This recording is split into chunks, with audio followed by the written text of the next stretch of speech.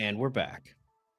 Guys, I was I was gonna do a Shadow Dark solo play, but for some reason my my camera won't connect to my Mac, or my phone camera won't connect to my Mac. Let's see what this looks like if I turn that light off. Okay, it's fine. And so I can't get my top-down view. I don't know why. It just won't do it. I reset everything. I was trying to I gave myself like an hour of prep time to like set up all of my tech. I don't know if you guys can tell from the camera angle, but I moved into my second bedroom. So I have like an office space, which is kind of a small room, and then we have a second bedroom in the house, and it's gone completely unused for a I mean, like, what, we've been here for almost 3 years now, 2.5 years, and so we figured it was time to put it to use. And so we have converted the second bedroom into the YouTube studio, and the office space now is like just a storage spot. And so uh, the room is a mess. We're still trying to get the lighting and the acoustics right. But whoa, hello, hello. We're trying to get the setup still going, and I don't know. I guess something in the process of the move has disconnected my phone from my Mac, which is weird because they auto sync. Like they're like part of the reason why I stay with Apple products is that like they're compatible with each other without any kind of like work on my end. But it seems that that is not the case anymore. I do want to say thank you to Meth BS. I'm glad to see you here today, buddy. Thank you for the 5 gifted memberships. I want to play Shadow Dark, but I can't get the camera to work. I don't know what to do. So instead, how about this? We can chat about Shadow Dark. Um, I've been thinking about the game and what works and what doesn't for our Shield Bearer game, and we can do a little bit of appendix in chat because um, I've been reading some appendix in, and I have found an absolute new favorite book. So, thank you, Meth BS, for the 5 gifted subs. I see that some people in the chat, Black Mantle got a gift, so thank you. I see a couple of their new faces, so thank you so much for that, buddy. Sorry, I can't let you give my PC's advantage or disadvantage because nobody can see the dice rolls. It would just be me looking at it would just be me and my face, which isn't fun for anybody. um, so how's everybody doing? Shout outs in the chat. Anybody's here, go ahead and just let me know how you're doing. It's a fine Sunday morning here in China. We were doing some yeah, buddy. We were doing some shopping yesterday, um, trying to find some furniture for this room because okay, so here's the thing. Roxy is inspired now. She's what is one improvement on Shadow Dark over BX in your opinion? Brother, I have a lot of opinions on that.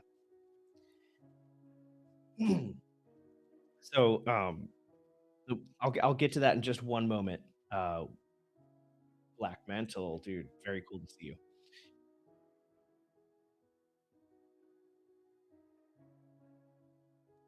So Roxy has been inspired.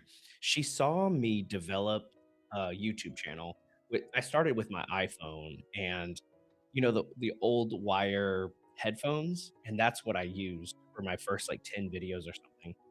And she saw me like build an audience and just kind of grind out a little bit, and over the years develop something that's like, people will show up and talk and hang out, and she wants to do the same thing. She's like, this is the coolest thing ever. We have all this equipment and you only use it, like a few hours a week, right? Like I have these lights, I have the camera, I have the microphones, but like they're mostly just sitting in this room when I'm not live or when I'm not recording, which is like a vast majority of the time. And she's like, I could use them when you're not using them. Dude, Michael, so good to see you. Says to activate the chat, Please enable channels here. Is I hope you guys can see the chat. Oh, no, no, that means to, like, put it on the screen. I don't really wanna do that, actually. Um, Nice to know Sunday morning will be fine. Yeah, everything's gonna be good. Just wait a couple hours, it'll be fine. You'll have a nice one. It's actually kinda cloudy outside, but the pollution's low, so that's all that matters. Man, pollution in Beijing. Jeez, guys, come on. So, anyway, Roxy's like she is all about making her own YouTube channel, but she wants to focus on a podcast. And she knows the niche that she's going to be working on is she wants to interview foreigners that live in China that have moved abroad. And Beijing is a great resource for that because we have people from all over. There's about 60,000 foreigners here and from all over. And she wants to niche out a little bit down to foreigners that live in China. And the different episodes, I think her themes are going to be about like, um, you want to stay forever or you want to stay for just a short time. Why did you come? What don't you like about living in China? And so, yeah, that's going to be her topic. And yeah, I think maybe we're looking at like the same sky right now, FBS, because yeah, it's very cloudy, but normally when it's cloudy like this, we have, very intense pollution. But luckily nothing today. Very happy about that.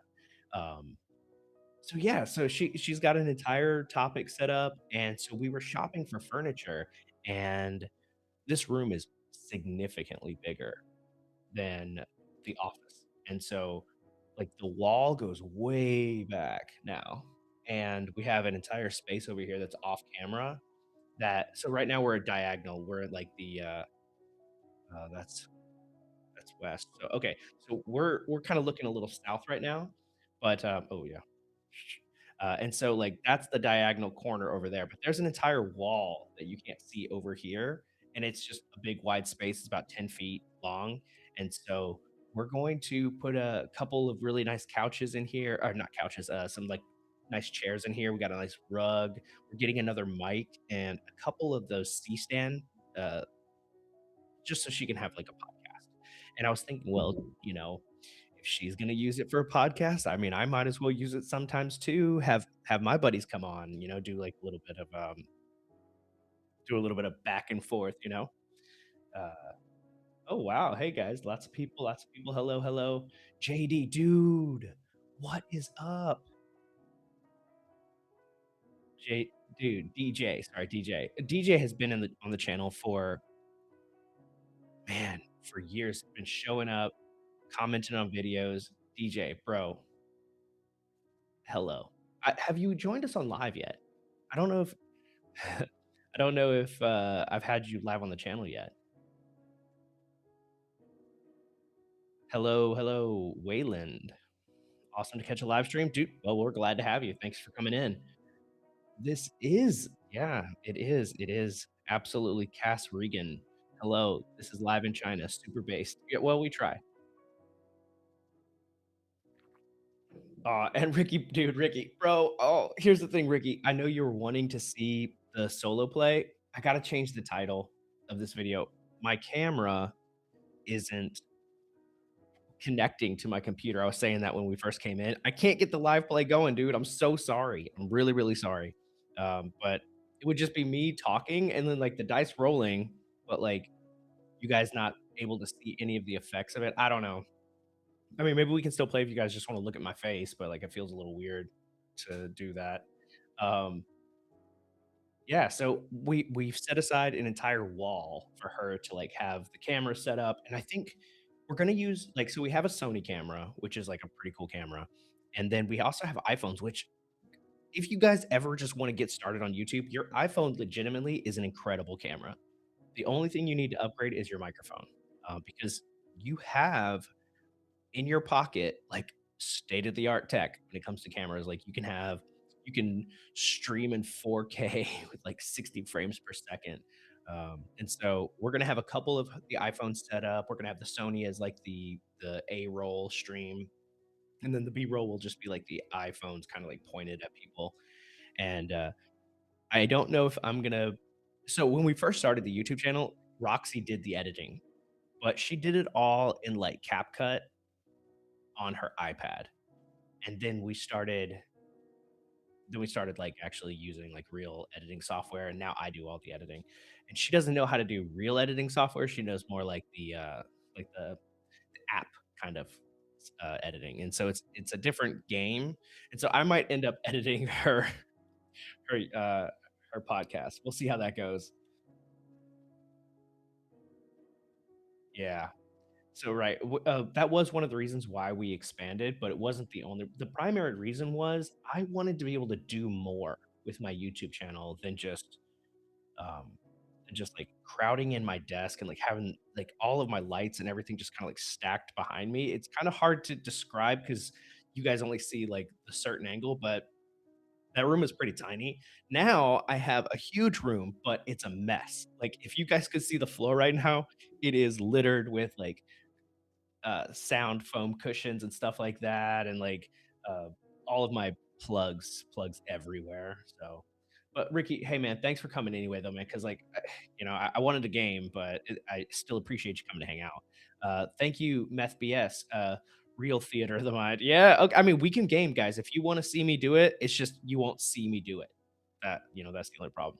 You won't be able to see the books and like whatever. But one thing we could do today is I could send a link to the chat, and if anybody wants to hop in and chat with me,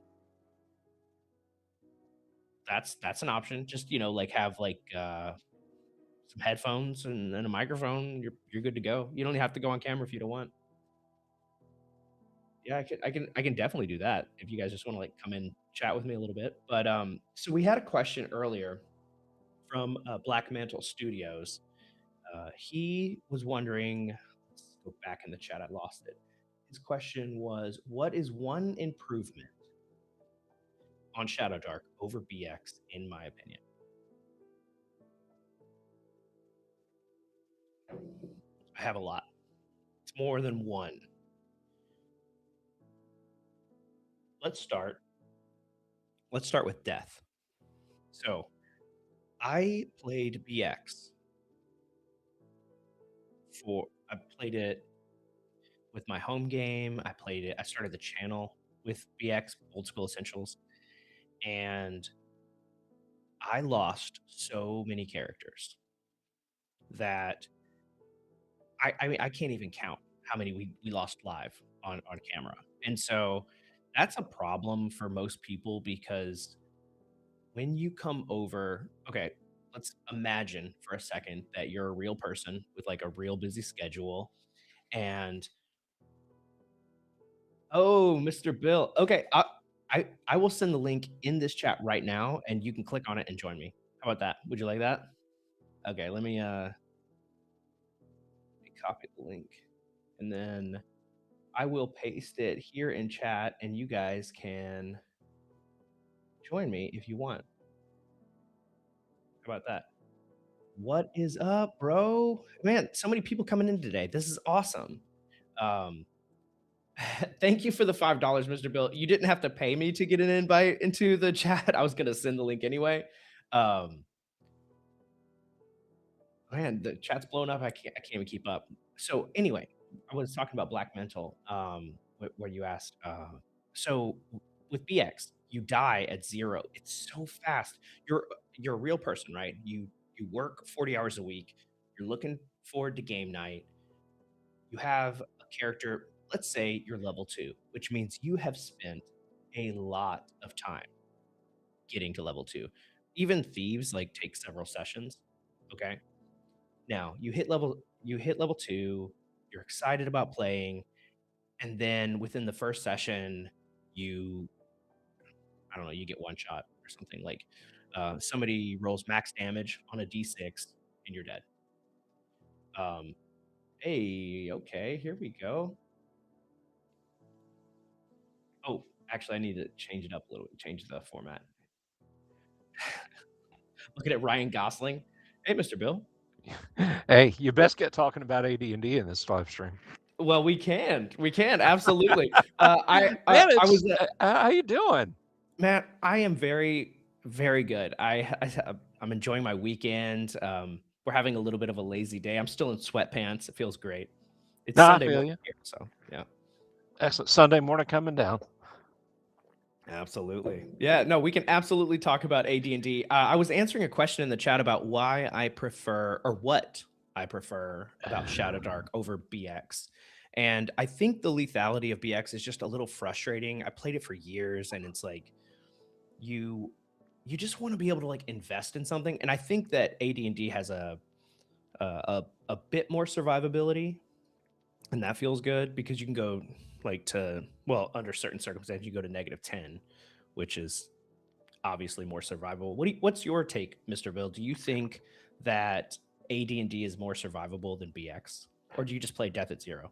Yeah, no.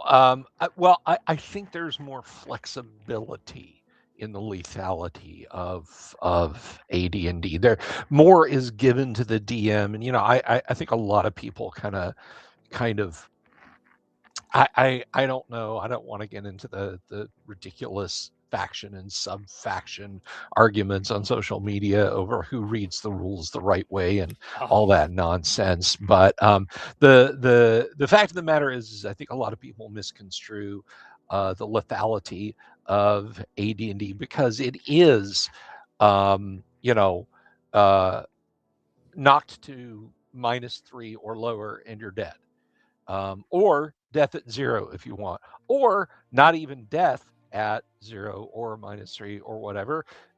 Your character is horribly scarred but manages to survive. right.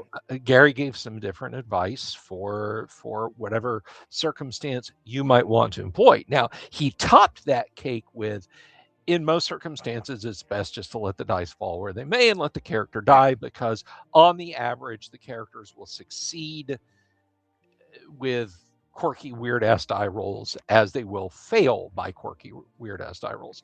And that's the So, game, right? yeah, yeah. Basic expert leans into a lot more rigid and a lot less, a lot less open option as far as that 0 hit points equals dead. Now, it also has raised dead with no restrictions. AD&D says raised dead for humans, half elves, gnomes, dwarves, halflings, No no soulless elves. creatures. Yeah, no soulless creatures. But then on the flip side, you can get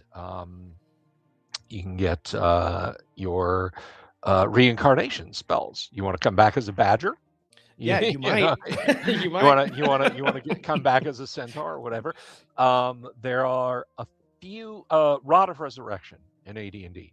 It Mm. takes more charges, but yes, you can bring an elf back. You can bring a half orc back, And with a rod of that to resurrection. me is really exciting because it gives you and that's what's so awesome about AD&D is the more time you spend in the books, the more inspiration you have for adventure. So, you're like everybody loves their precious, like maybe there's a level 5 elf, right? And I was like we got to figure out a way to get him back in the game.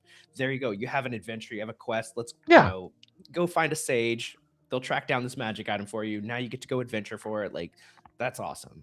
yeah, precisely. I mean, you wind up with something like, maybe said sage has a rod of resurrection, or high level cleric has got one, and it's like, you're really going to have to bring something back to the church. For first Right. of all, yeah, I want, we're going to want this saint's crown that has been lost in the depths of the sea of dust after the fall of the Seoul Empire. Oh, and also, you're all going to have to convert to worship of Farlangen before we allow this to be used. Um, so it's, yeah. I think there's a lot more options and a lot more texture in AD&D. I don't think it's quite as potentially lethal as basic and expert. I think there's some misconstruing that goes on there, some misunder. It's like when I'll tell people, it's like, yeah, first edition AD, and they're like, oh yeah, I love those old ones, but I could never play Thaco again. And I pump the brakes, and I'm like, dude, That's Thaco not. wasn't even Yeah. it wasn't even a thing in first edition It's just AD&D. a chart. You just Yeah, look at a chart. exactly. It's Just look at it's a a note chart. on It's top of a fine. chart. You Yeah. blame those 2E guys for messing you up. Yeah, I actually have never read or know anything about second edition. I know that's where Thaco is, but I've never played it. Don't know anything about it. I think they changed the thief to a rogue. I probably at the end of the day should have kept the very battered set of core 3 AD&D, second edition AD&D books that someone gifted me. Well, it wasn't even a gift. It was just more like, hey, these are going in the trash. You want them? Sure. Just to kind of read and get a handle on. But what I remember is as far as texture and flavor, they were both really thin. Yeah, and It just did nothing to spark my imagination. So I I don't think think back on a story you once told about how you threw away your original books and you had to search, and it took you forever to rebuild your collection. Do you and feel now the same loss with your second edition books as you do with uh your first edition? well, the second edition books are bundled up in a gift to go to someone that I know who plays second edition and will appreciate them. But I want to clarify now. I have never thrown away any AD&D books. When I was late in, or no, when I was in college, I sold my AD&D books Well, for yeah, beer well, money okay. because Right. the only games that we were playing at the time were like Hero System and BattleTech and stuff like that. And Mm, you don't think, hey, this isn't going to be in print in 30 years. right. I mean, just On a you long don't. enough timeline, there's always that regret. It's like, Yeah. man, I had no idea what it I was going think to be. like it's for sentimental reasons. I would like to have my my AD&D stuff back from when I was a kid. None of it was valuable, but Mm. for very greedy reasons, and I've told this story before. I was in a comic shop down here in Central Florida in 91 or 92, and he called me over to the counter and said, hey, you want to buy a D&D set? And they had a wood grain set under glass, and it was $50. And I laughed. I was like, no. $50. Well, again, this was like 1991. I mean, nobody, I mean, yeah. outside of a select few, nobody collected D&D at that time. But yeah, I wish I could go back then because I would have the money to take care of some things I really need to take care of right now. The originals. Oh yeah. Oh. I want to say hi to a few people in chat. Thank you for Yes, coming I'll stop in. talking. I'm sorry. No, it's all good. I see No Fun Allowed is here, or he was, whatever he sent this message. Bro, very glad to see you. Thank you for stopping by. I got a couple of my friends from back home always come in and say hello. I really appreciate you guys too as well. Yeah, so the plan was I was just going to do a solo play of some Shadowdark. I have all my little dice and everything here, but for some reason, I don't know why, technology is it's a blessing and a curse. I cannot get my camera to connect to my Mac right now Oh on my no. phone. And so the top-down view that I use to roll dice and do all that, it's just not there. And I gave myself more than enough time to prepare for this stream. Doesn't matter because, the internet had other plans. So I'm opening up the chat. I did send a link to this chat. If anybody would like to join us, go ahead and click on that link. We can get you added into this conversation with the with the ever respectable, ever present Mr. Bill. You are an aspiration. I aspire to your levels of commitment to YouTube. Um, No, I should be 10K. committed for Congratulations. being on YouTube. There's a difference. There's a subtle one Yeah, for me. no, I feel that. No, but congratulations on 10,000, man. Thank you. That's a incredible achievement. It 10,000. was, dude. It was a climb, and I gotta relate this, man. I gotta tell you. So like this all went down the week of the guac, and you know, I had everything going on, and like I was like, I am not working the week of the great or the week after the guac. I am taking the week off. And so I'm sitting there and I'm grinding for like 4 days, almost nonstop. I was putting YouTube shorts together to Mm, just have loaded in a clip. So I would like my editing PC would be turned off. You know, I would not be doing anything mm. show related in that time. Um, and So you did a bunch of batch recordings ahead of time so you could have an I did upload a bunch of batch schedule? recordings. Okay. So, but as I'm sitting there doing that, um, YouTube starts like you know you watch certain of a video and it'll say, oh, you're watching that, well, how about this? Mm, um and so YouTube out of nowhere, and I want to be very clear, this is not a call out.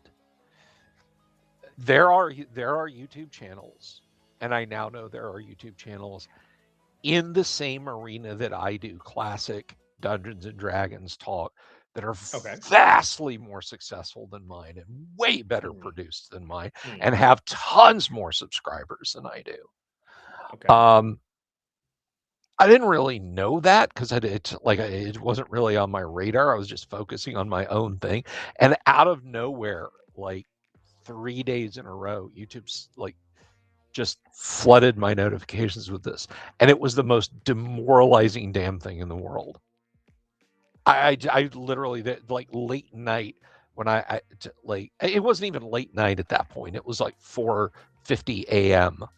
That I'm grinding shorts, and I just stop and I look at the YouTube tab, and it's like, here's a guy with a video about Supplement One Greyhawk with 72,000 views, and the guy's Yeah. got like 100,000 plus subscribers. And at that point, I literally like, I this may seem like a weird place and time to say this, but I literally like typed up the script for my farewell uh video, like guys, Yeah. I'm not doing this anymore. There's Yeah. obviously there's better channels. YouTube has picked the winner and it ain't me. I love you all, but it's clear that I'm never going to be allowed to get ahead in this game. But I didn't do that. So uh Thank you for sticking with it. Because I think that so for me, I do have goals for YouTube. I do want to grow and I want, to share old school gaming with modern players, and I think that there is a lot of potential for growth.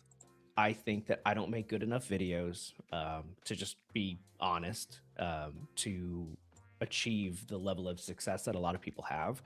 I have come to terms with like my place, and what I get is I get like 500 to 1,000 people who will watch my video no matter what.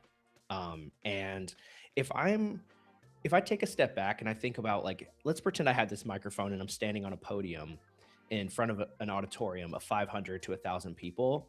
I am nervous, like I'm like, this is a big deal. There's a lot of people here.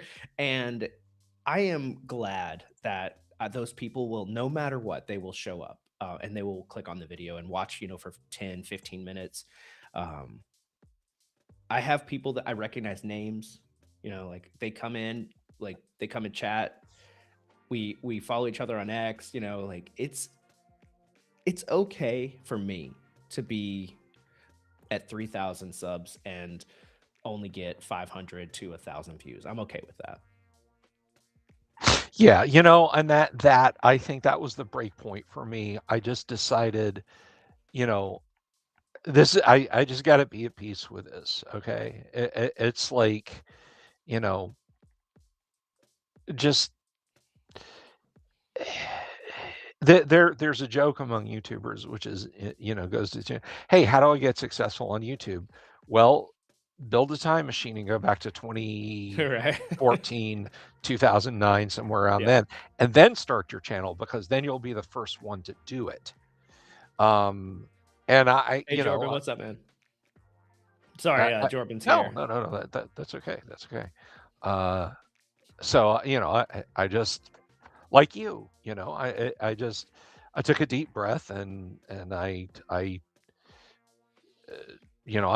slept for 4 or 5 hours, and I said, no, that's clearly that's just kind of a gut reaction. And I could go into a bunch of bullshit about the algorithm and what I've seen and what I've discerned, but that serves nothing. Just do what you love, and if you want to share it with people on YouTube, that's fine. If you want to join the chat, I just linked in the chat. If you want to hop in, if you don't, that's cool. But if you want to hop in and say hello, you're more than welcome. Open Mike's begging you conversation. guys, please save him from me. Get Mr. Bill out of here. No, I think Mr. Bill, the joy of YouTube for me is the grind. Have you ever seen the videos that it says like, I made a YouTube channel and it changed my life or something like that? Oh, Michael's gonna come and join us. Have you ever seen that video? Like, it's kind of famous. There's a bunch of them. People make them all the time. It's like, oh, I joined YouTube and I have less than 500 subscribers and it changed my life. I think that's real. Oh, what's up, buddy? Word, how you guys doing? Hey, Bill. Hello. Hey, how are you? Nice to see you. Good, very good. Yeah. My buddy says it's great time to get into solo RPGing. There are tons of options out there. Both those specifically designed for it, and then there's things like Shadowdark that play well with it. So if I saw the question was before is from Philip, like, give me a suggestion on how I should start in solo gaming. There are a lot of games that are made for solo play, like 4 Against the Dark. I don't really like those games. There's like Mythic DM Generator or something like that. I don't really enjoy those either. I just prefer playing the system, but abstracting all choice to the dice. And so I will, in AD&D, the Dungeon Master's Guide has a robust solo option. You can generate dungeons on the fly. The only issue that I have with AD&D's solo is that the treasure tables are so low. Hey, Jordan, what's up, man? What's going on? What's going on? And I'd like to hear your opinion on that, because what I do honestly is I just bump up the treasure, but everything else for that AD&D generator is incredible. But what's your opinion on that, guys? Like, what's a great system to start playing solo with? So Jack's got me playing Calarath solo now, and that was set up for solo play, and then meeting like early Saturday mornings to play like as a group with all of our characters, and that's worked really well because it's easy and set up for it. I haven't tried soloing like AD&D other than with like solo modules, like a Blizzard Pass type, Right. Getting out my black light so I can read the secret ink stuff.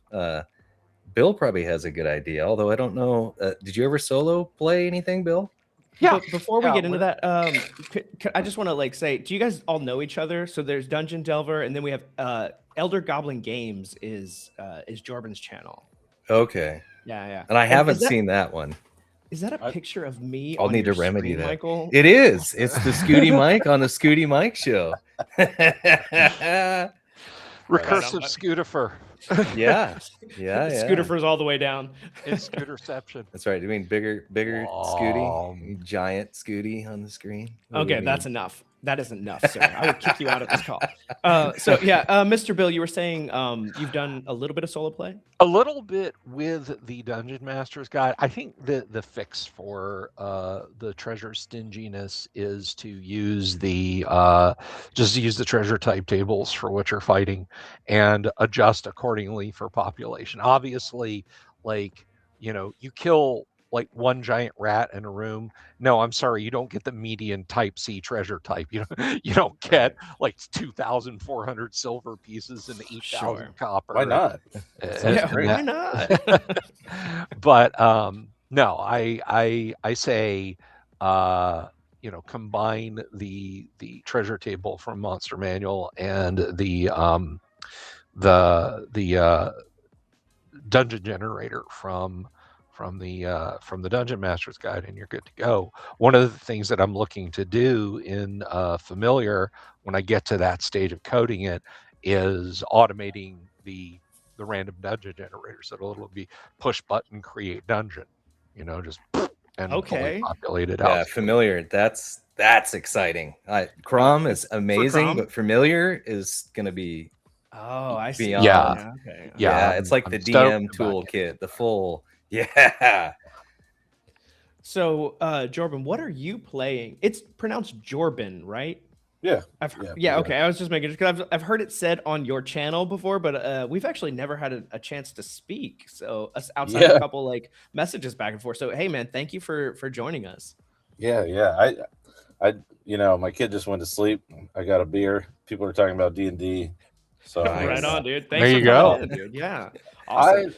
I've mostly soloed. To be honest, I mostly soloed Shadowdark and like Pirate Borg, of all things. Yeah. Just I'm actually writing my own game because I don't love a lot of the solo tools out there. So that's what it's primarily going to be, is like a solo co-op game. But I mean, there's I've got Mythic Game Master emulators sitting over there collecting dust on my shelf. Right. And like you guys are saying, all the old AD&D kind of stuff is out there. I mean, people have made so many different kinds of mods for those systems. They're there if you, excuse me, if you enjoy those. I don't know, man. The way I've been putting it lately is like, play the games you like playing and play them the way you like playing them. So everybody's got like a style that they enjoy, and if you can find the solo tool that tricks your brain into believing you're having a good time, then power to you. Honestly, like I'm with you on Shadowdark, dude, because it's just so fast. The resolution is just so much faster. And the stat blocks are much easier. I tried soloing 5e, and then I'd pull up the monster. I'm just like, okay. And I'm just like staring at the book. And I'm like, this is not it.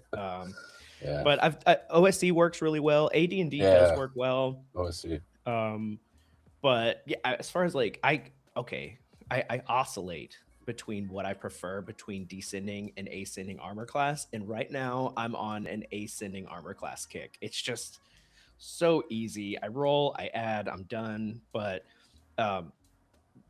what's nice about AD&D is you eventually just you memorize the chart, and you're like, okay, I'm just gonna look across, and then but at a certain point it's like, okay, I've played enough level 1s and 2s, I know that this hits, so but there's something about just adding number go up is good.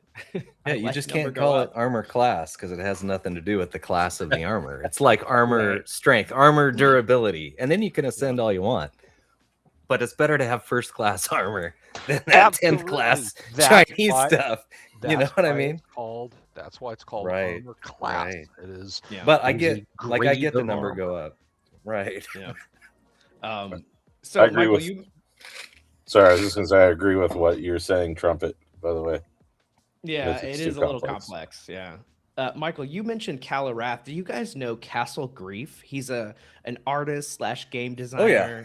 Dude, yeah. I mean, it's his deal. I haven't gotten to play with him yet. He hangs out in the Discord a little bit, but yeah, like I love his art and his watercolors, and yeah, I found him years ago when he popped up, and just everything he does. I'd like to get his Arathi Sector game too. I didn't get the box set on the Kickstarter. I should have, but like that's pretty cool. Yeah, he's great.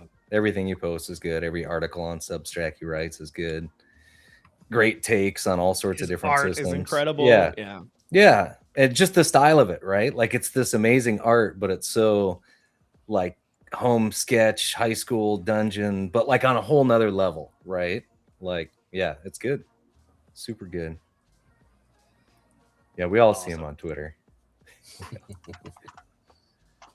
Yeah, he's also got a Substack, and he's just like always sharing his work. So he does Right. like watercolor painting and drawing. It's beautiful.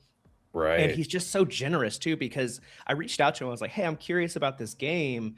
And he's like, oh, here's everything for free.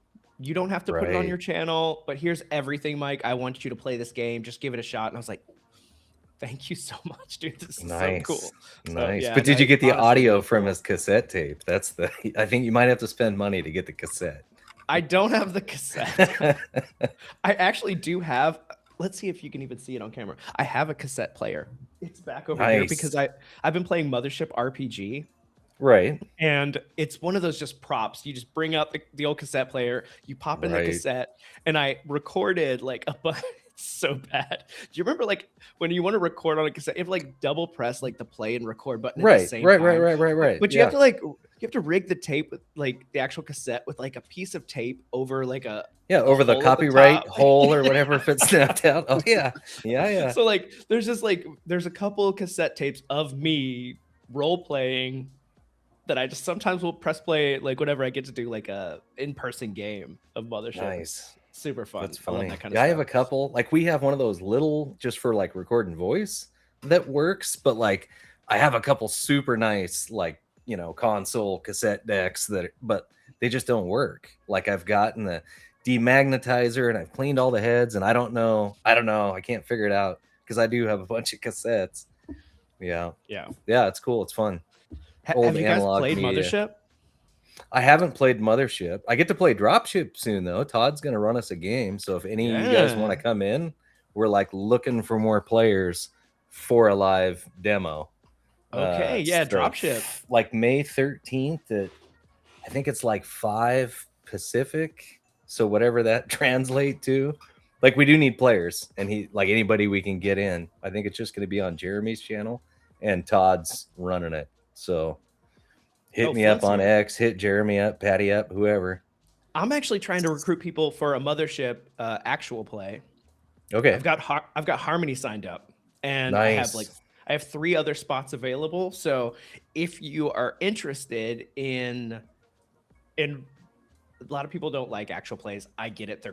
They can be very boring, but with the right people, you kind of just like zoom in on the game a little bit, have some fun, and then upload it to YouTube. Who cares who watches it? The people who do Harmony's watch it, though, fun. She's will love it. Total theater kid voice. Like she's fun to play with. She gets into the character. I've seen you run games. Like you look like you're a blast. So yeah, they could be super fun. Yeah, Bill, he's great. I don't know if I've seen him do. No, I've seen him do a bunch of sci-fi. You gonna get down on that, Bill, with Harmony and Scooty? Play some Mothership?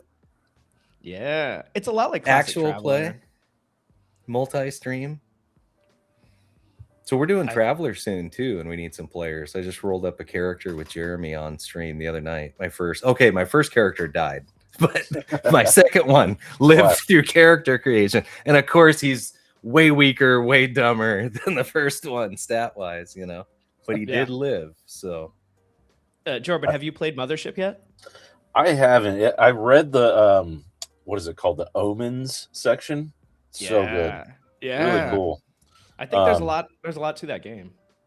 It looks super cool. I'd love to play in a game of it. In fact, I have a book sitting over here that I was just reading last night. I'm gonna go grab it. It single-handedly has made me want to run a Mothership game. I'll show it to you. All right, go get this book. Dude. Yeah. Oh, we can also talk about what I'm reading right now. Your appendix N. Yeah. So, and that's kind of like why I want to get back into Classic Traveler and Mothership. It's because of this book I'm reading. But let's let Jordan. What do we got? Oh, here? Infinity ships. What is it? Oh, an infinity of ships. Oh, cool. It's just like D666 roll tables for like spaceships and like 666. Okay, got it. And they just tons of cool spaceship ideas and like things that might be going. This would actually be really cool for solo play. Isn't that book system neutral? Yeah, I think it is. Yeah. Well, I mean, nice. It's not fantasy, but like, it's I think you can use it for Classic Traveler, Mothership, that kind of thing. Yeah. Super, super cool. I mean, there are just a ton of neat ship ideas in here. Yeah, Oh dude. yeah. And also dropship, right? So yeah, it works for Right. everything. So yeah, the what is the company that makes Horde Wars? What do they call themselves? Dropship, Horde Wars, Blackwall Games. Yeah, Black. Yeah, DM Blackwall. blackwallgames.com. Games is Yeah, a yeah, decent guy. Yeah, he's a yeah. good guy. He's a nice guy. Yeah, and they do It's the funny if you D12 stream with system. him, he'll keep you at least 2 hours after talking. He's an Chatting awesome it up, guy. yeah. Like Yeah, he'll just keep just chatting chatting. up. Yeah, That's great. Yeah, so I've been reading, and I am curious, like what you guys are reading, because I am very opinionated that like the media that we're putting in directly affects the games that we're putting out, and so for sure. Yeah. I am currently reading Jack Vance, the Demon Princess series, Okay. and let me tell you, I fell in love with Vance with the Dying Earth, and I knew he was good. He's a little verbose, and like I have to have like my dictionary. I'm like, what does that word mean? But like, That's like classic D&D. I'm obsessed. I'm obsessed with the Demon Princes. It is so good. It is classic traveler inspiration right there. It's so interesting, and I'm like locked in on this. The main character, he's just so cool. If you guys haven't read any Vance, I highly recommend. I'm going to both agree and disagree with you about Vance. Absolutely do. Just be if you read Leoness, which is Dunsanian fantasy rather. It's Dunsanian fantasy. Just be prepared for heartbreak.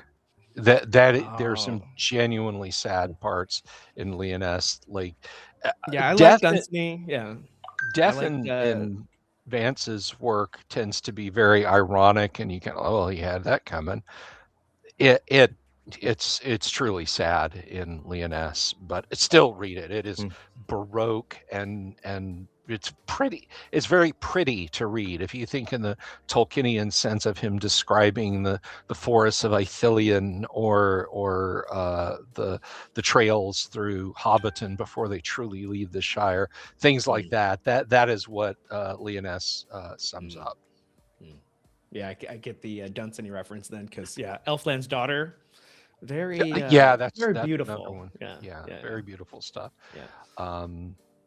I have been remiss. I need to go back and reread the Fafhrd and Grey Mouser books. I have 4 omnibus collections of. Well, I guess if it's in 4 volumes, it's not really an omnibus, but I have 4 volumes that concatenate all of their stories.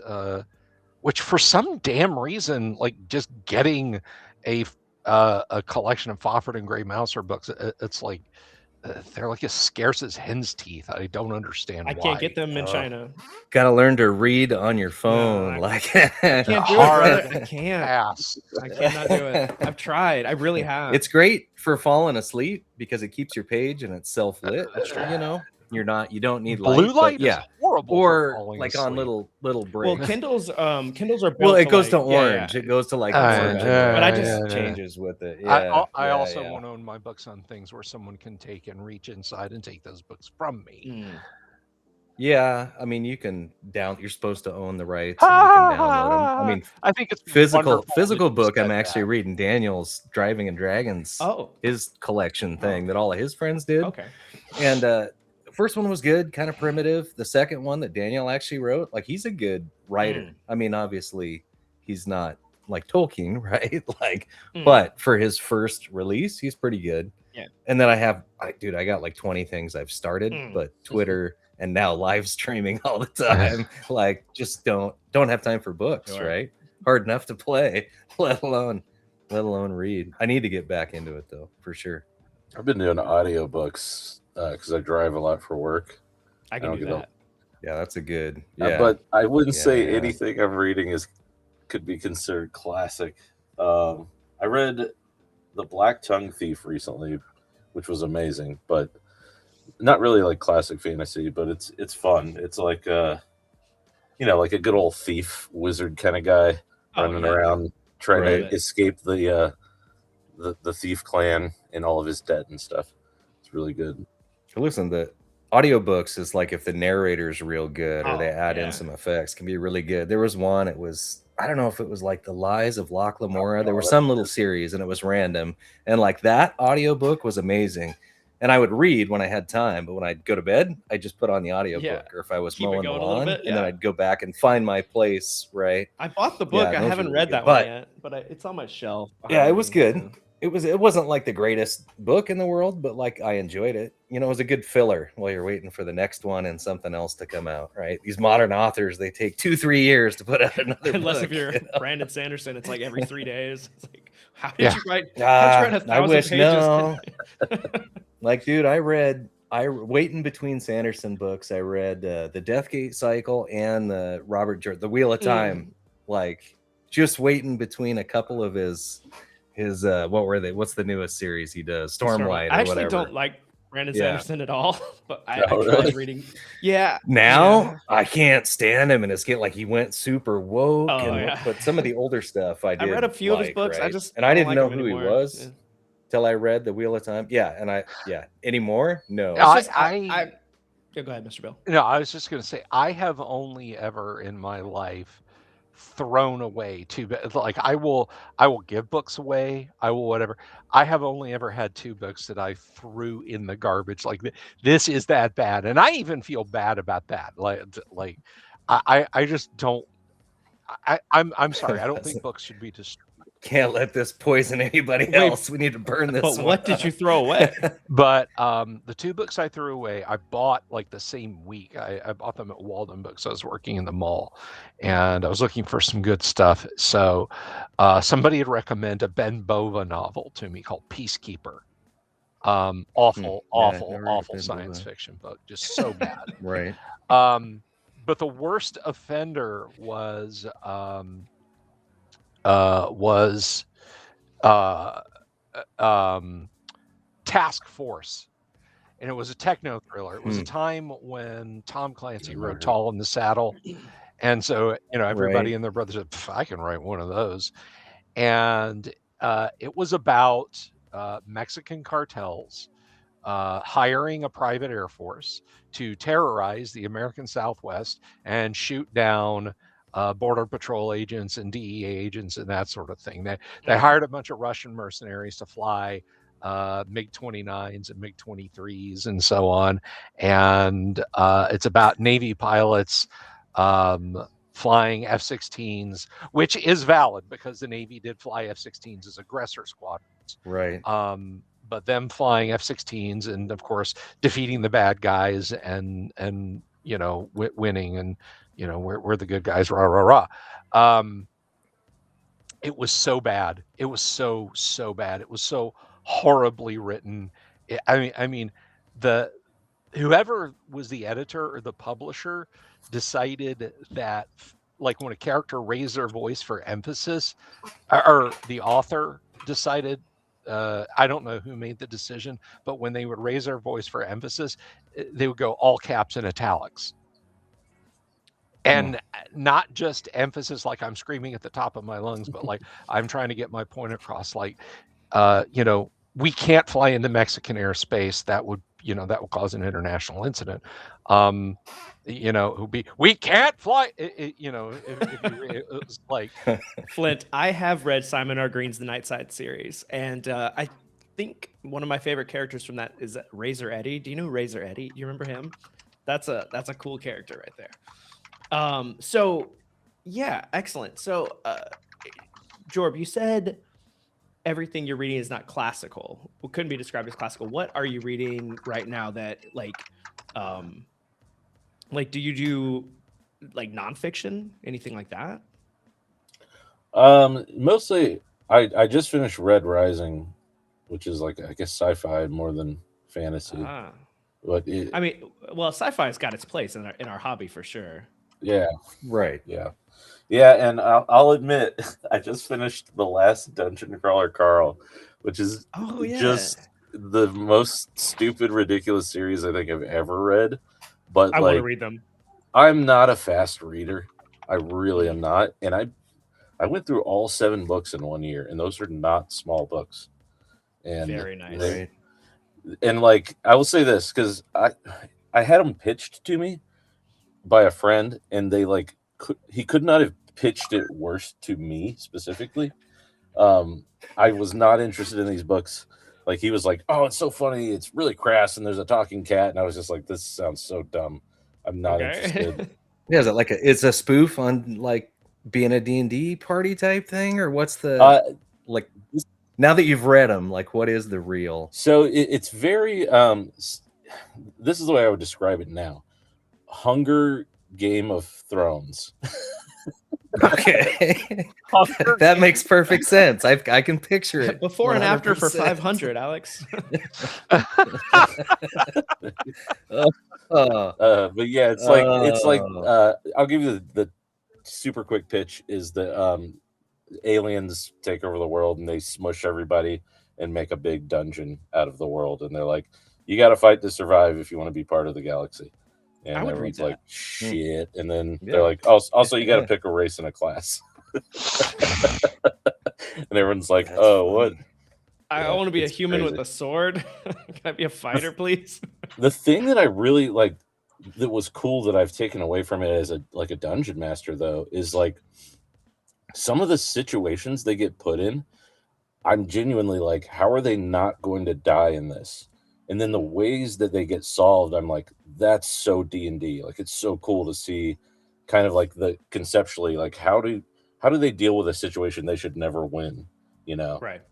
Which Right. it's really fun because it's just like setup after setup, and then somehow they're like, oh yeah, that weird item I got 2 floors ago, that's gonna come in handy right now.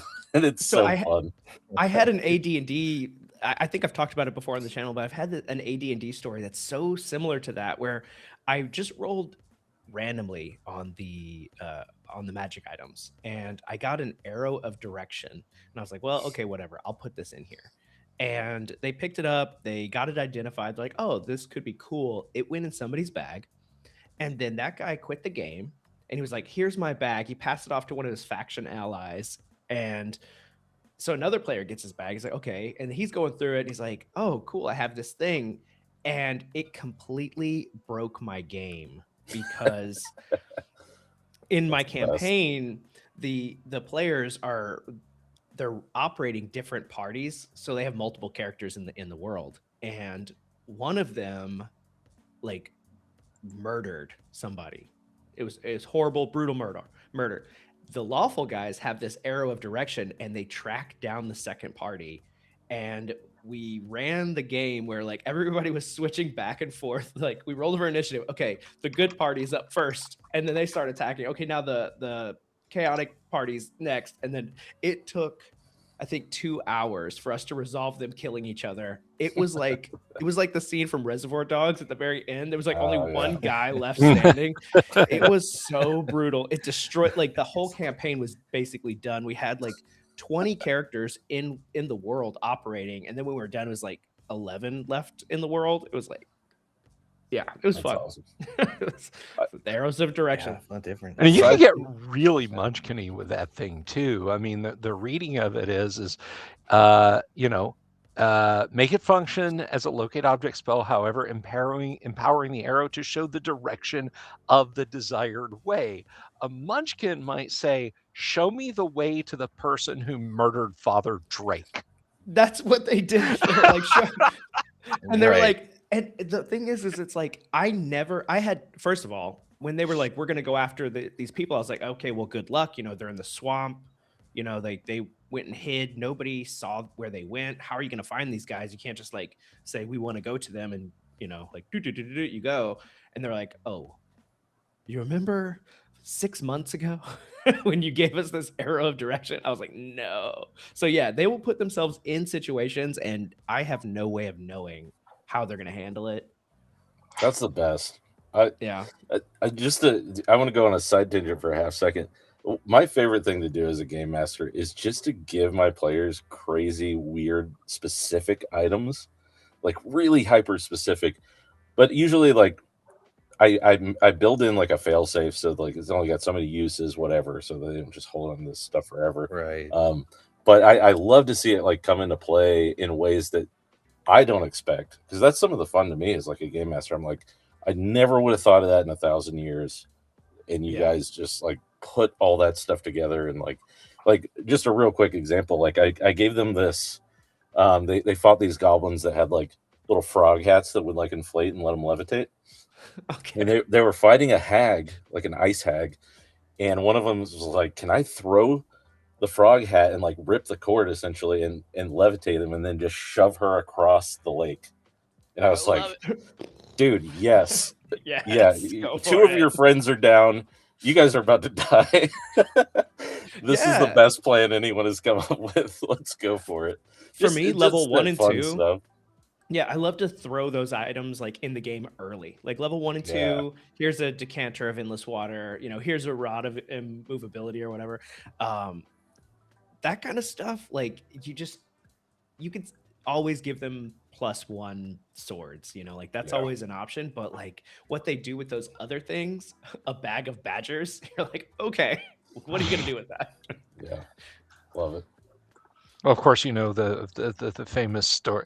I mean, I've said this on the live stream before, and it's absolutely true. And I think we have all DM'd, and we all know this to be true. It's not hard for a DM to kill a single character or an entire party. The hard part is keeping them alive from the things that they're going to do to themselves. I mean, you can Right. make the dungeon as lethal as you want or as simple as you want. If you lay a desiccated like farmer's corpse, you dress it in a rotten purple velvet robe, and you put a farmer's corpse, prop it up in front of an otherwise empty cave, and give it a convincing looking parchment in its hand that says that this is Vecna. And if you sever its head and put it on and sever Oh a no. player's head and put it on there, they will line up and argue and get in a fight over who's going to be the first person to cut their head off to so that they can come back with the head of Vecna. It's not difficult to wipe out whole parties. The hard part is keeping them alive. Yeah. Absolutely. Head So of what Vecna, classic. the Yes. head of Vecna, yeah. So I'm kind of just messing with the color background real quick. So what games are you guys playing right now? Oh, well, you know me, I'm a big story gamer, so lots of Blue Rose, some Exalted here and there, Microlight D20. Of course I'm playing AD&D. What do you think I'm doing? I'm on a stream 5 nights a week, and 2 of them are playing classic TSR. And Do we know what's going to happen Fridays now? Have we decided? Yes. So Fridays Okay. we're doing AD&D on Fridays, but because Fridays has typically been science fiction, I'm going to run Expedition to the Barrier Peaks. I just need more players. Oh, nice. Yeah, that'll be fun. I Yeah, can't do it with a 3-person group I've got now. No. Right, each of you is playing 5 characters. No, we're not doing that. you're running on Friday nights? Yes, Friday nights, 9:00 Eastern. Is that 6 a.m. for No, you, Mike? it's 7, 9 8? a.m. It's Saturday. on Saturday in China, which Saturday. means Mike, do Oh. you wanna play? do I want to play Advanced Dungeons and Dragons? Ooh. Do I want to play Advanced Dungeons and Dragons? You bet your bottom dollar I want to play Advanced That Dungeons and better Dragons. not come out of the Nice. table. Oh I'm no! warning you Well, now. I've read it so many times. Yeah. There's All But right, shoot me an email or something, man. Shoot me an email. You got my email. I'm not joking. I'm gonna play. All Is right. it every week? Yeah. Do I have awesome. to show up every week? Yes. Okay. We might maybe then, because I have to work some Saturday mornings. So All right. just for like school stuff, but I mean, I am very interested. All right. Maybe you kill my character in one session, and then we don't have to worry about whether or not I'm working.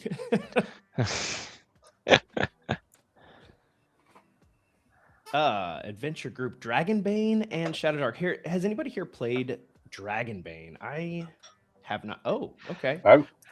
Earlier I lied. I've also soloed Dragonbane because it has a pretty cool little like solo kind of. Is that free league? Pamphlet. Is Dragonbane free league? Yeah. Yeah, I have the demo of it here in my giant stuff pile. but I haven't looked at it or anything like that. It's pretty cool. I actually like Dragonman a lot. It's really simple D20 roll under with like a good character builder. Oh, so it doesn't use their pool system. No, I think it's based off of the classic Drakar Achdaman, whatever we say in like it's an old game. In what is it? Swedish.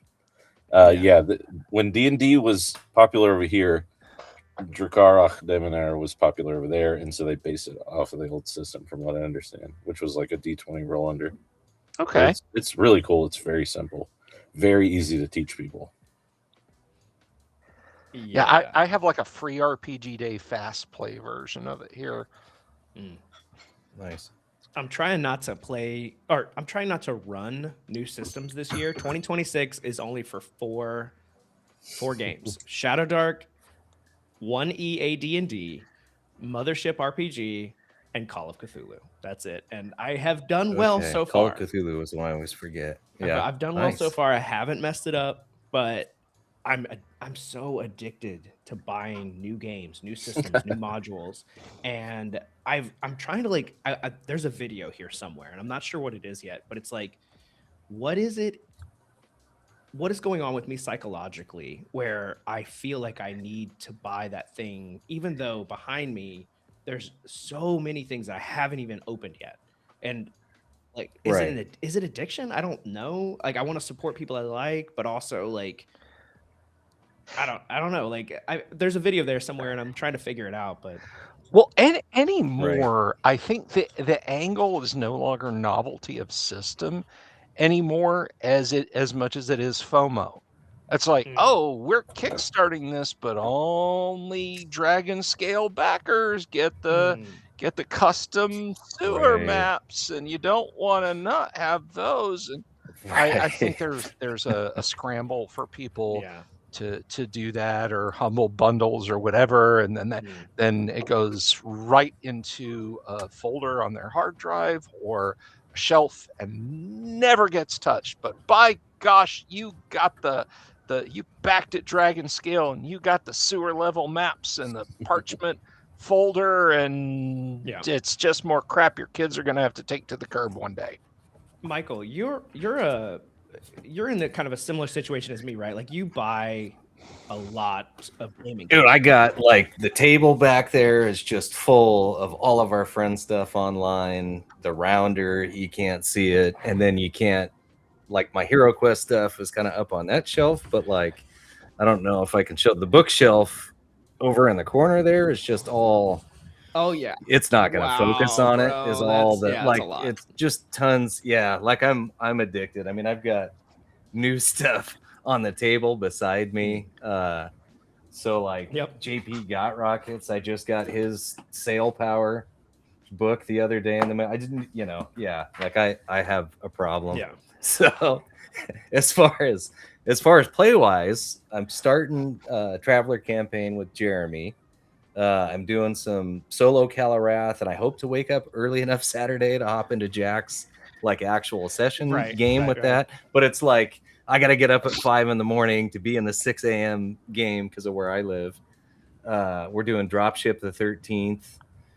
I'm gonna be playing Rudiger's again soon with Richard Witters. Like that's getting close, and then like Harmony's in that game and a few other people. So that'll be huge, and I'm excited for that. Like, I promised myself a while ago, like Rudiger's was going to be the last RPG I was going to kickstart for a while, right? Nice you got so much, but then like, but then every day in the mail something shows up, and some of it's stuff I kickstarted 2 years ago that's just now getting here, right? Like, there's a lot of that's still floating out there, but.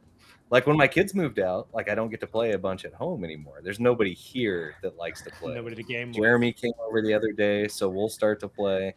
So most of it's online, like with him and Patty in that group. Why wouldn't Acorn Dice for Legends in the Mist are going to be amazing? That's funny. How about you, Jorb the Orb? I'm lucky. I don't have the super dice goblin disease. I have a bunch of dice, but I don't have to keep buying dice all the time, you know? How about you, Jorb? Like, where do you fall on the spectrum? Are you like, I'm gonna game like this system and this only, or is it more like I just try everything? I do try a lot of stuff. In fact, I made a video. I tried 22 different systems last year. 22. I was up there pretty high, like 15, I think. So and that is not normal for me. A lot of them were one shots and stuff, so it wasn't like I was playing continuous games. But I like. Here's the thing, like I feel like there's so many systems out there that do have like a really solid single mechanic or something in it. And so what I do is, I'm like, I really like the usage die from the Black Sword hack. I'll just pull that into all my games instead of counting arrows or rations or whatever. Yeah. So I do tend to like cherry pick little mechanics and things here and there from systems. And there are some systems that I just think are super cool, like Dolmenwood, for instance. Like if someone tomorrow was like, hey, do you want to play in a Dolmenwood campaign? I would say yes, no hesitation. Yeah. I don't care when it is. Like I want to play in a Dolmenwood game so bad.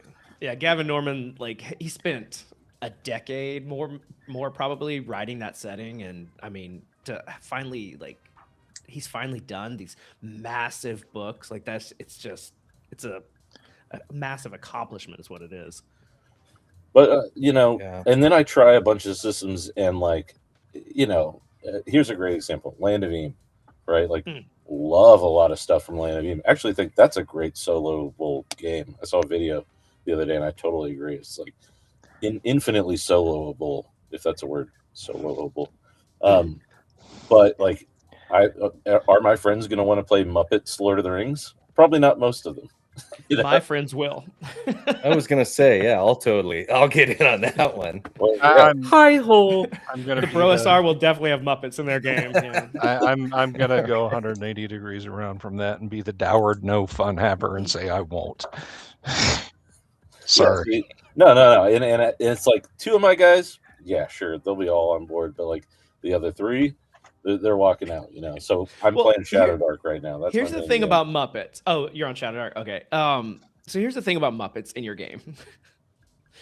Whenever Luke is talking to Yoda, you don't think, oh, he's talking to a Muppet. You think he's talking to Yoda. Right. That's a great point. Right. It can work and not break the system, or not break the immersion of your moment, but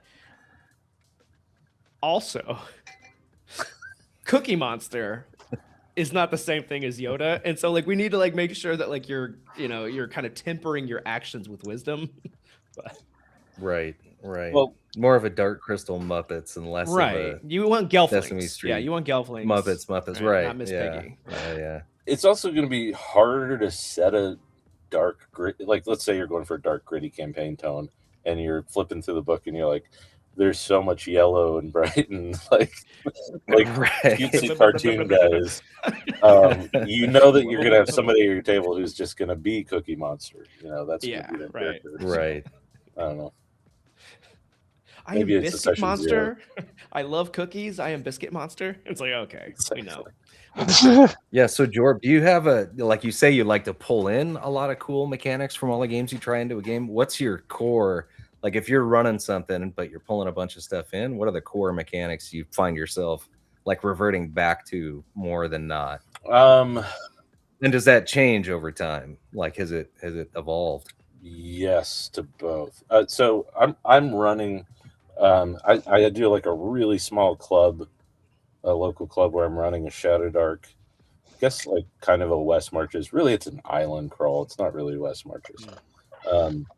And I basically took the whole boat system from Pirate Borg and slammed it into Shadowdark, and then it's like I am using usage die for a lot of things from Black Sword Hack because a lot of my guys show up once a month, and they're like, I don't remember what happened last time. I'm like, what is the dice that you wrote down on your sheet? Let's just roll that. Like, we're not counting arrows and stuff. Right. Like, it just ends up being like a more casual style game. So like I tend to, and all my players are like, dads who are burnt out at the end of the week.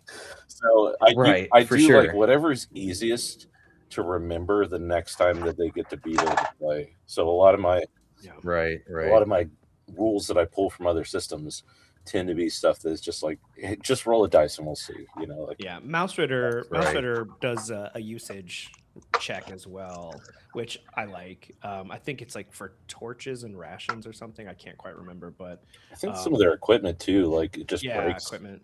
Right, it just breaks. I Right. want to say I like Victor that. does that Yeah. with his ammo and stuff in his games. Yeah. Like it's just a use. You're not tracking bullets and whatever. I also just do like, Yeah. I this is really hyper specific now. We're getting into the paint, but I just call everything provisions, and it doesn't matter if it's like, you know, you're setting up camp or you're eating a ration.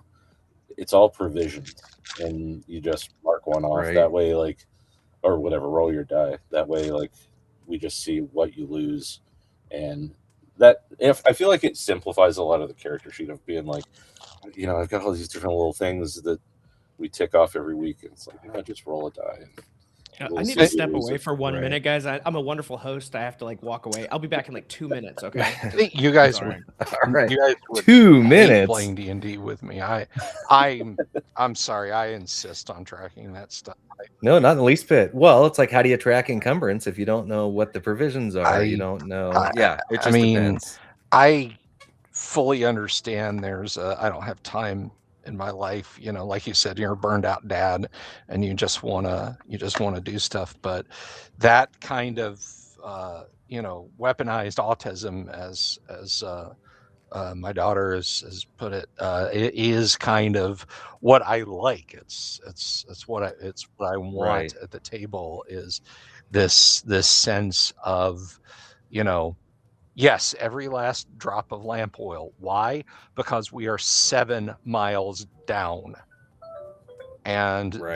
there's an entire society of things that is genetically built around the idea of eating me.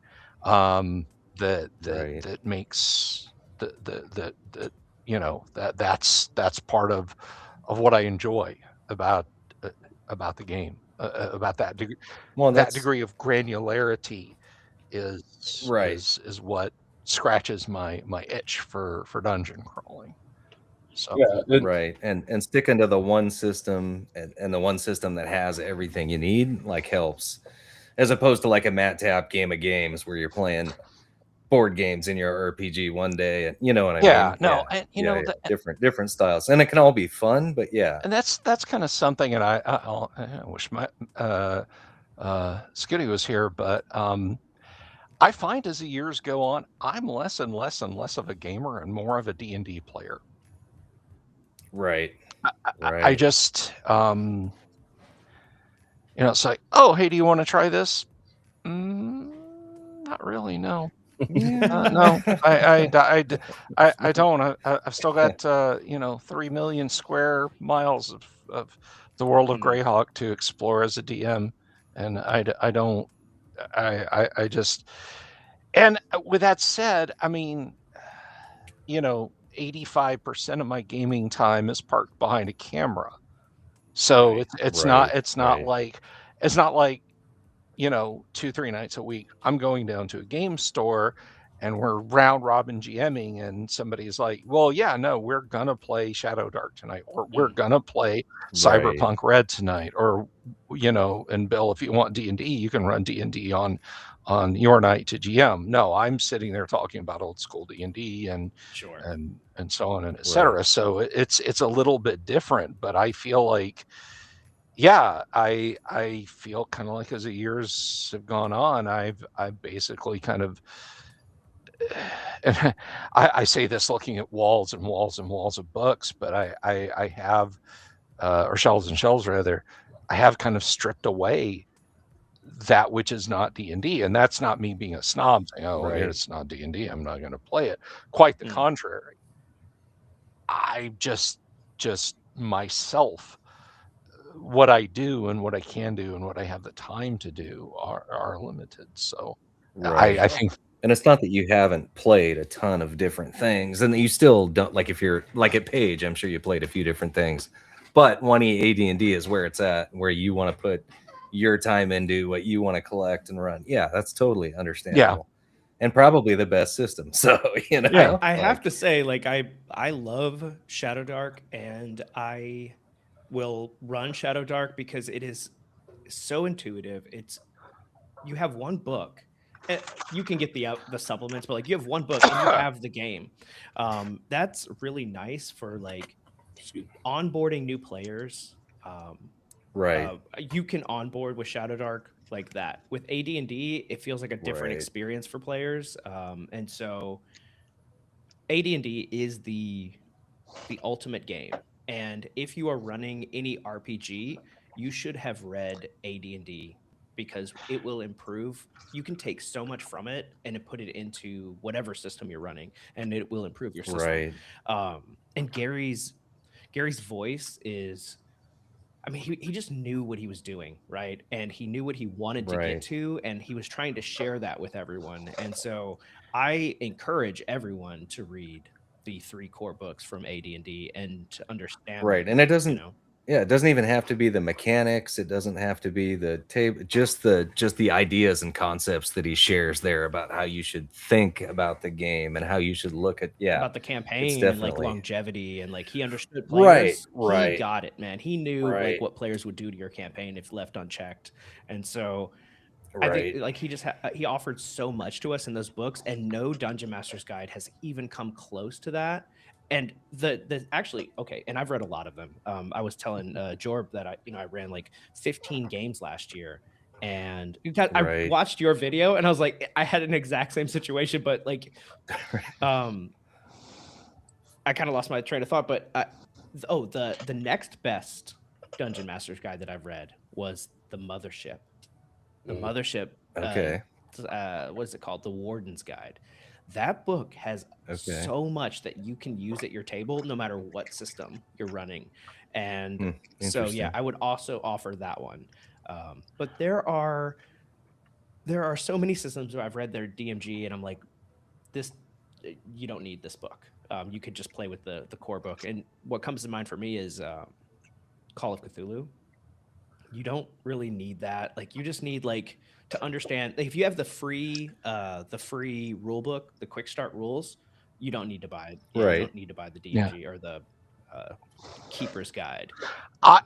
I will say this: if you are going to buy a Call of Cthulhu rulebook, find a copy of the 4th edition rulebook on eBay or something like that, and buy that version.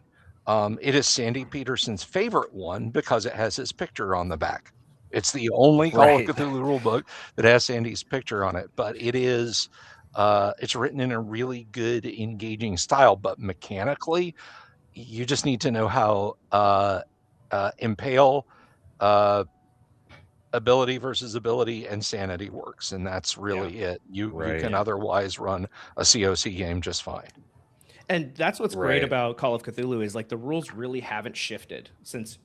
If you read a 1E module, you're like, oh, it's the exact same rules except the numbers change a little bit, but it's Yeah. you multiply by 5. It's no big deal. Right. And it's not a ton. Yeah. I mean, it's just a Yeah. few little books. Yeah. Yeah. I mean, honestly, Call of Cthulhu is a great system. Once you have the 7th edition is great. I can easily recommend anybody playing 7th edition. It's the same as 1st edition. It's just they added like a couple of new features that you can just not use. It doesn't take anything away from Right. the game. And just get the free quick start rules and you are set. Like you can just start gaming right away. Like it teaches you how to make a character and it has some monsters in there. It's very easy. It's like 20 pages. Yeah.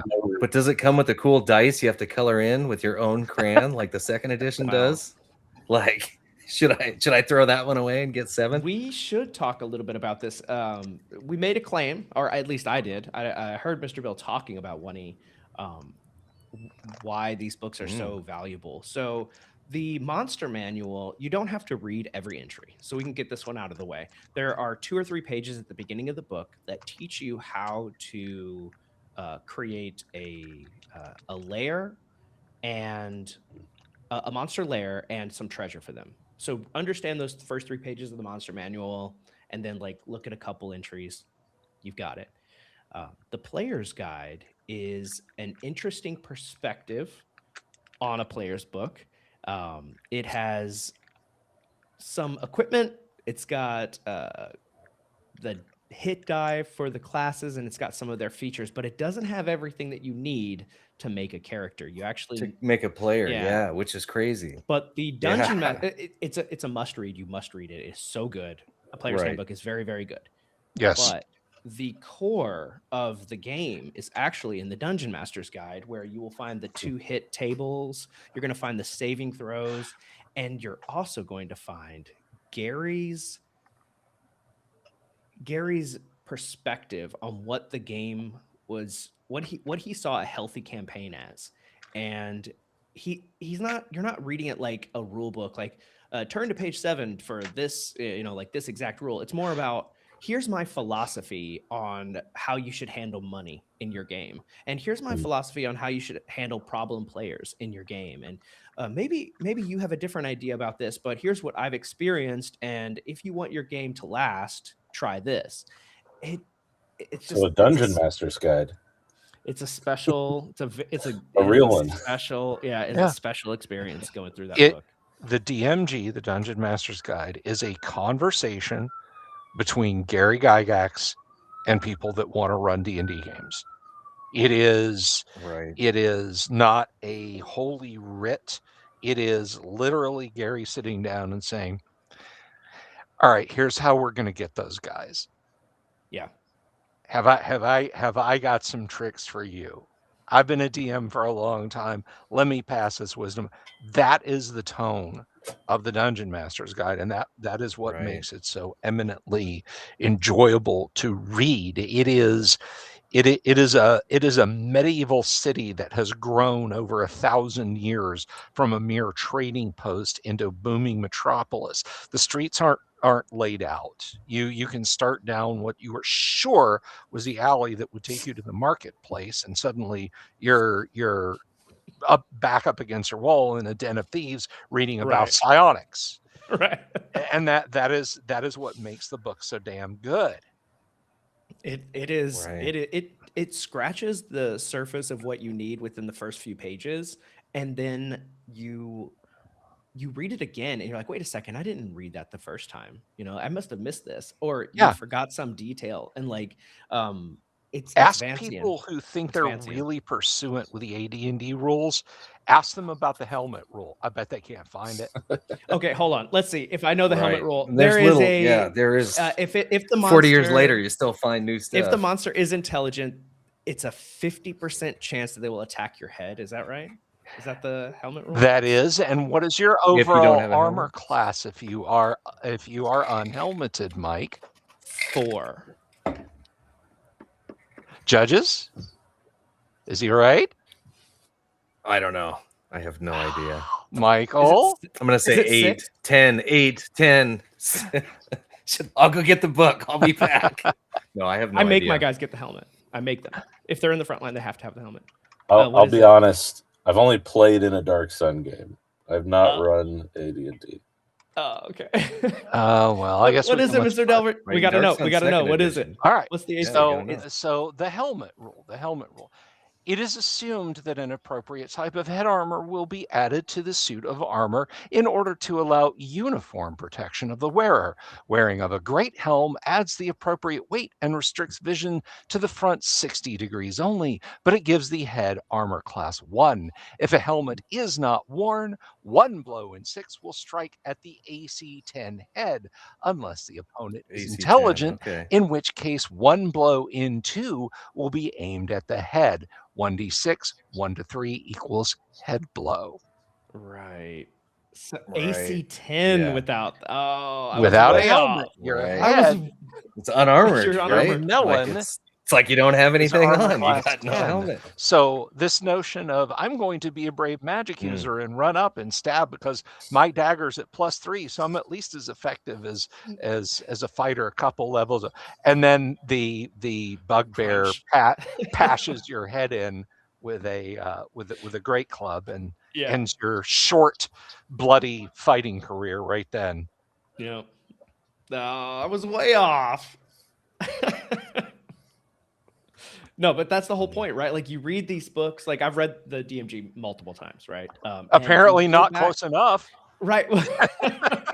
But you go back and you're like, oh, That's a lot of words to never read memorize. that. Oh, or I don't did I miss this last time I read this? Like it's like fancy and magic where like you put the spell into your brain, you use it for a while, and then it's just gone. You have to re-put it in. Like it's so good. I think that's a fair comparison.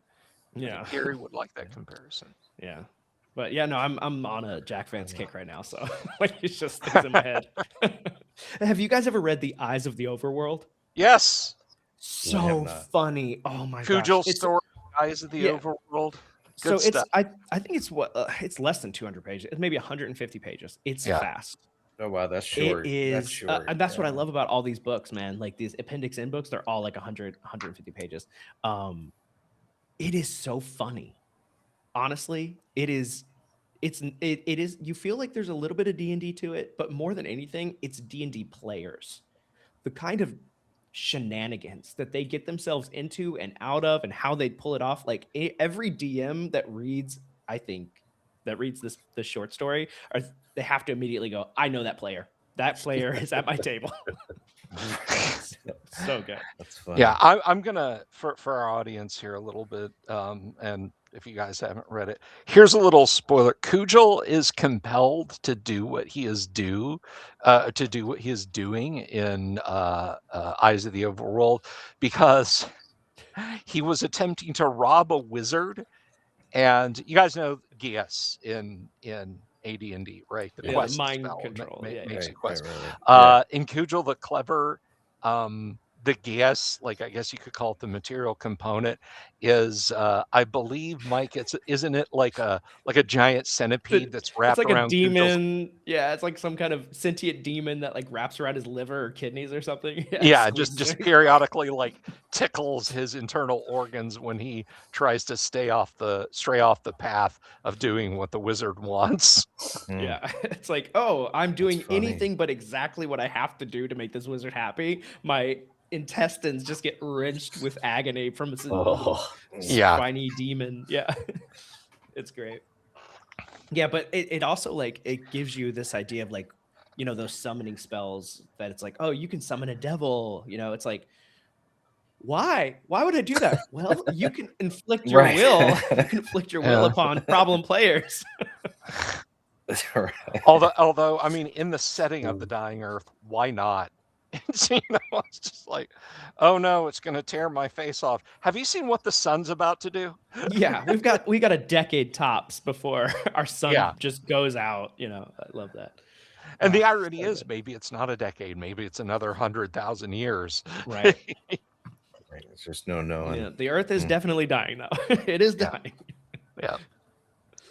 Oh man, that's great. All right. Well, I thought I would jump in for just a few minutes, but my wife just got home, so. Hey man, thanks for stopping by, dude. Really cool. We have to like set up something a little bit more formal.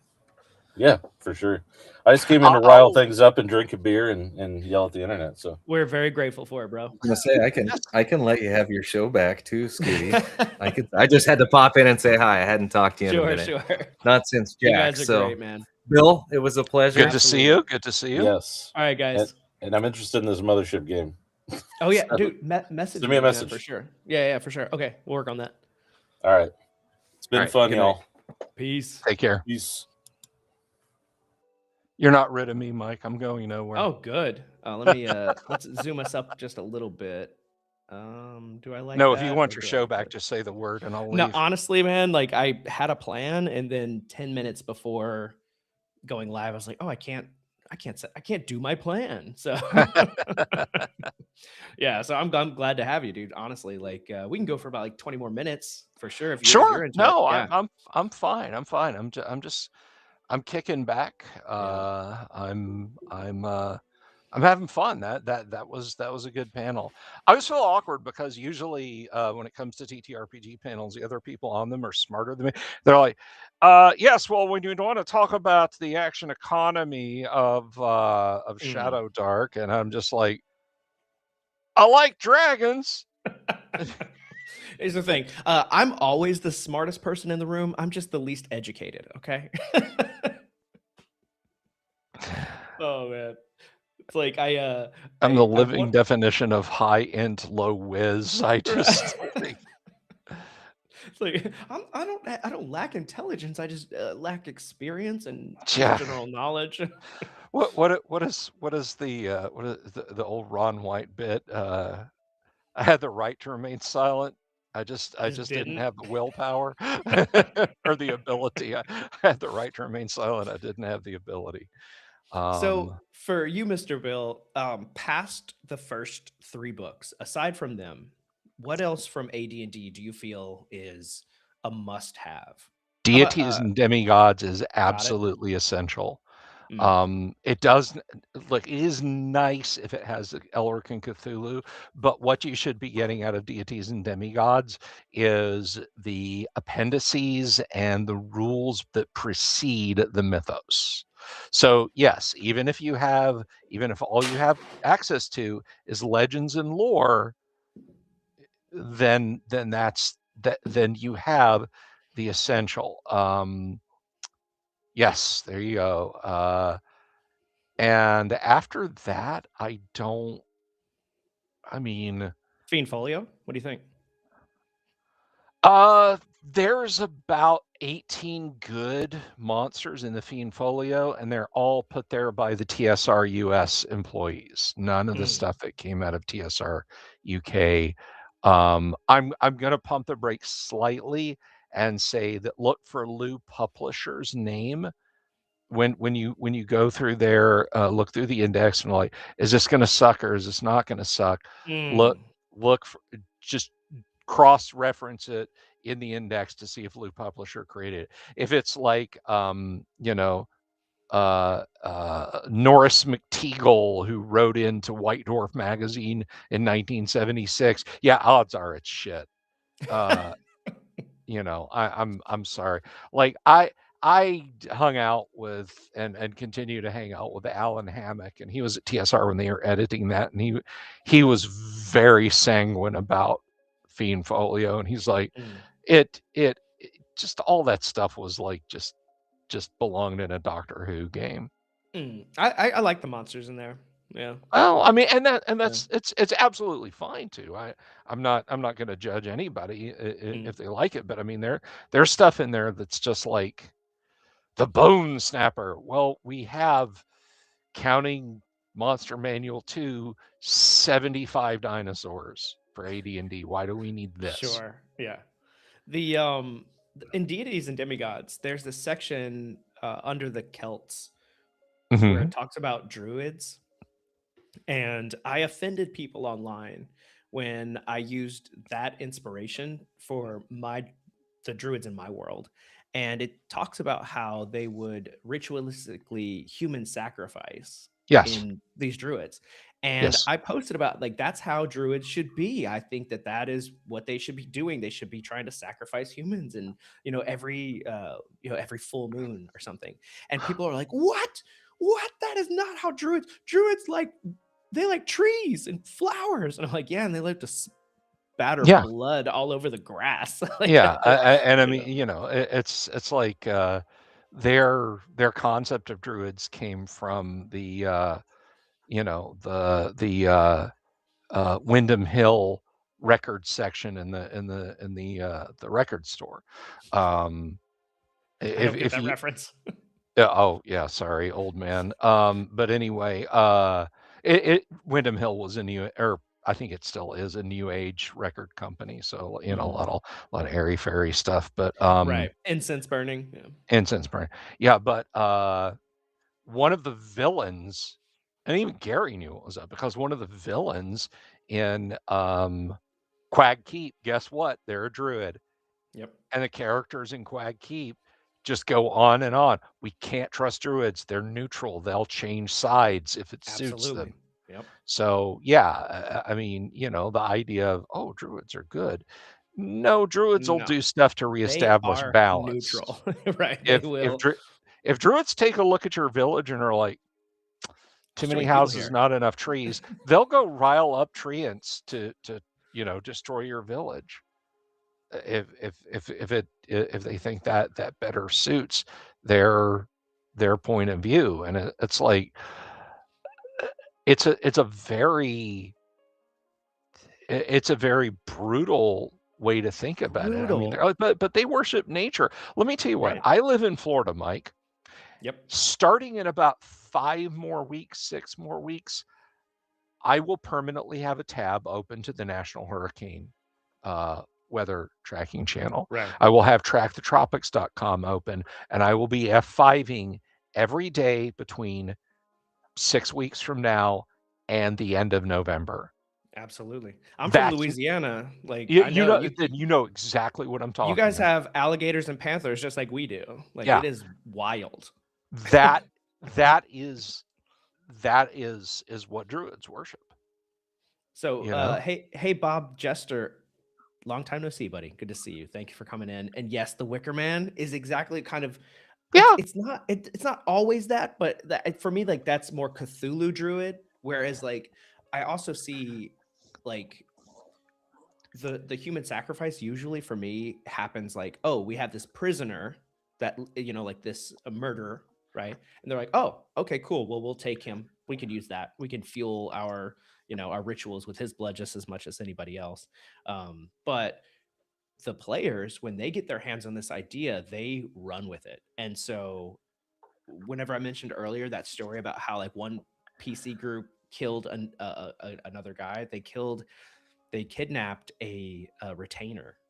Like, this retainer was a hero. He saved everybody's PC multiple times. Everybody loved him. And then the players were like, okay, we're gonna kidnap him and ritualistically sacrifice the good guy because the good faction was so powerful. They're like, we need to weaken these dudes. Yeah, I mean, you know, that's again, that's kind of how it is. So, yeah, no, druids, not good guys, not good guys. Oh, well, thank you for linking this in your Discord. I appreciate that, Mr. Oh, you're Burgess. very Yeah, welcome. sends Bob over our way. That's very cool. Yeah, I've seen Bob multiple times, but long time no see, dude. Very cool. Crops So aren't growing. So what is your, like, do you have like a long-term campaign you want to run with AD&D, like great aspirations to run some giant campaign setting? Yeah, so I started my home world with basic expert D&D, and we played it for 2 years, and we actually got level 7 characters in that game. We had lots of death, like just tons and tons of death. As soon as you hit 0, you're dead. Boom, boom, boom. And I found, like, the Bro SR guys pushed me to read AD&D. They're like, you need to read the big kid book. You know, like, basic expert's good. You know, it teaches you the idea, but you need to take it to the next level. And so I started reading, and then I was like, oh man, there's so much more I can do. And so I just took that game and converted it to AD&D. We're still using 1-to-1 time. We play, like, now we're only playing like once a month. So we are still playing. That game is still going. We don't get to play as often because it's all of my real world friends, and they all have very young children, and so they range from 6 months old to 3 years old, and so we don't get to meet as much. But the game still happens. People still come together, and every time we do, you have this spiel that you give about 1E, about how it's got the black magic, and Yes, is that where the black magic is. that is honestly like how we feel when we play AD&D, as opposed to when I play other games. So my AD&D game is men's only. It's a men's only club. It's a Christian club. We focus on, you know, we work with guys who sometimes have social issues, and so we work on, like, how you can improve yourself in a large group setting, and how you can be a better member of the community and a better Christian. And I posted about that online, and it made everyone angry. It Of made course it did. so many people mad. Can I ask you? I hope this isn't too far off topic. Where you are in the world, is that Is that more logistically difficult to do with where you are in the Yes, world? Okay, absolutely. that's Yeah. all. That's all I wanted to know. But please Mhm. continue. So you Yeah. posted about it online, and people got upset. They did, and they're like, well, first of all, they're like, "You are a chauvinist because you don't let girls in your game." But that's actually not true. I do play games with ladies, but Mhm. like my wife loves to game. She loves Call of Cthulhu, um, and we play Shadowdark. I have I have a game where it's 3 ladies, a guy, and then me. So like I do play in other games, but for our fellowship game for the men's club, it's AD&D and it's rules as written. We try to follow the rules as closely as we can. We mess up, but like it's about like the grind and we hold each other accountable with like daily exercise and like Bible reading and just a way to always kind of like improve each other, by like accountability. Sure. Be like, did you do this today? Did you try? And so yeah, my vision for AD&D is very deeply tied to who I see myself as a person, which is maybe extreme, but Well, I mean, I don't think you're doing anything wrong. It's a different vibe for me, but if that's working for you, dude, I think that's fantastic. I think yeah, that's the kind of thing, um, I when it came to the Satanic Panic, which I think that's a parallel railroad track to what we're talking about right it now. is. Yeah, yeah. When it came to the Satanic Panic, Gary and others at TSR, Gary told me when I talked to him about it briefly, which unfortunately I did not get this on the recording, but Mm. it may have even been after. But he said, bluntly, he said they got to buy the books if they want to burn them. And Well, yeah, and it was common knowledge yeah, that D&D sales were never better than they were until after the that hit piece on CBS. Sales boomed. People wanted to see what the big deal was about. And just sure. as a quick aside, I think that's why a lot of why you can still find pristine or near pristine or at least good condition AD&D books today because people bought them and took them home and were like, this is just a bunch of bullshit math Right. You with teach me like how to roll dice. Like what? Lord of the Rings stories mixed in, and it got set on their shelf and forgotten.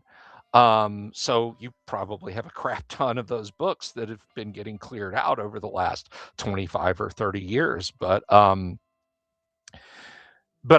do know that Gary was actually pretty despondent about people saying your game is evil and your game leads people to evil actions.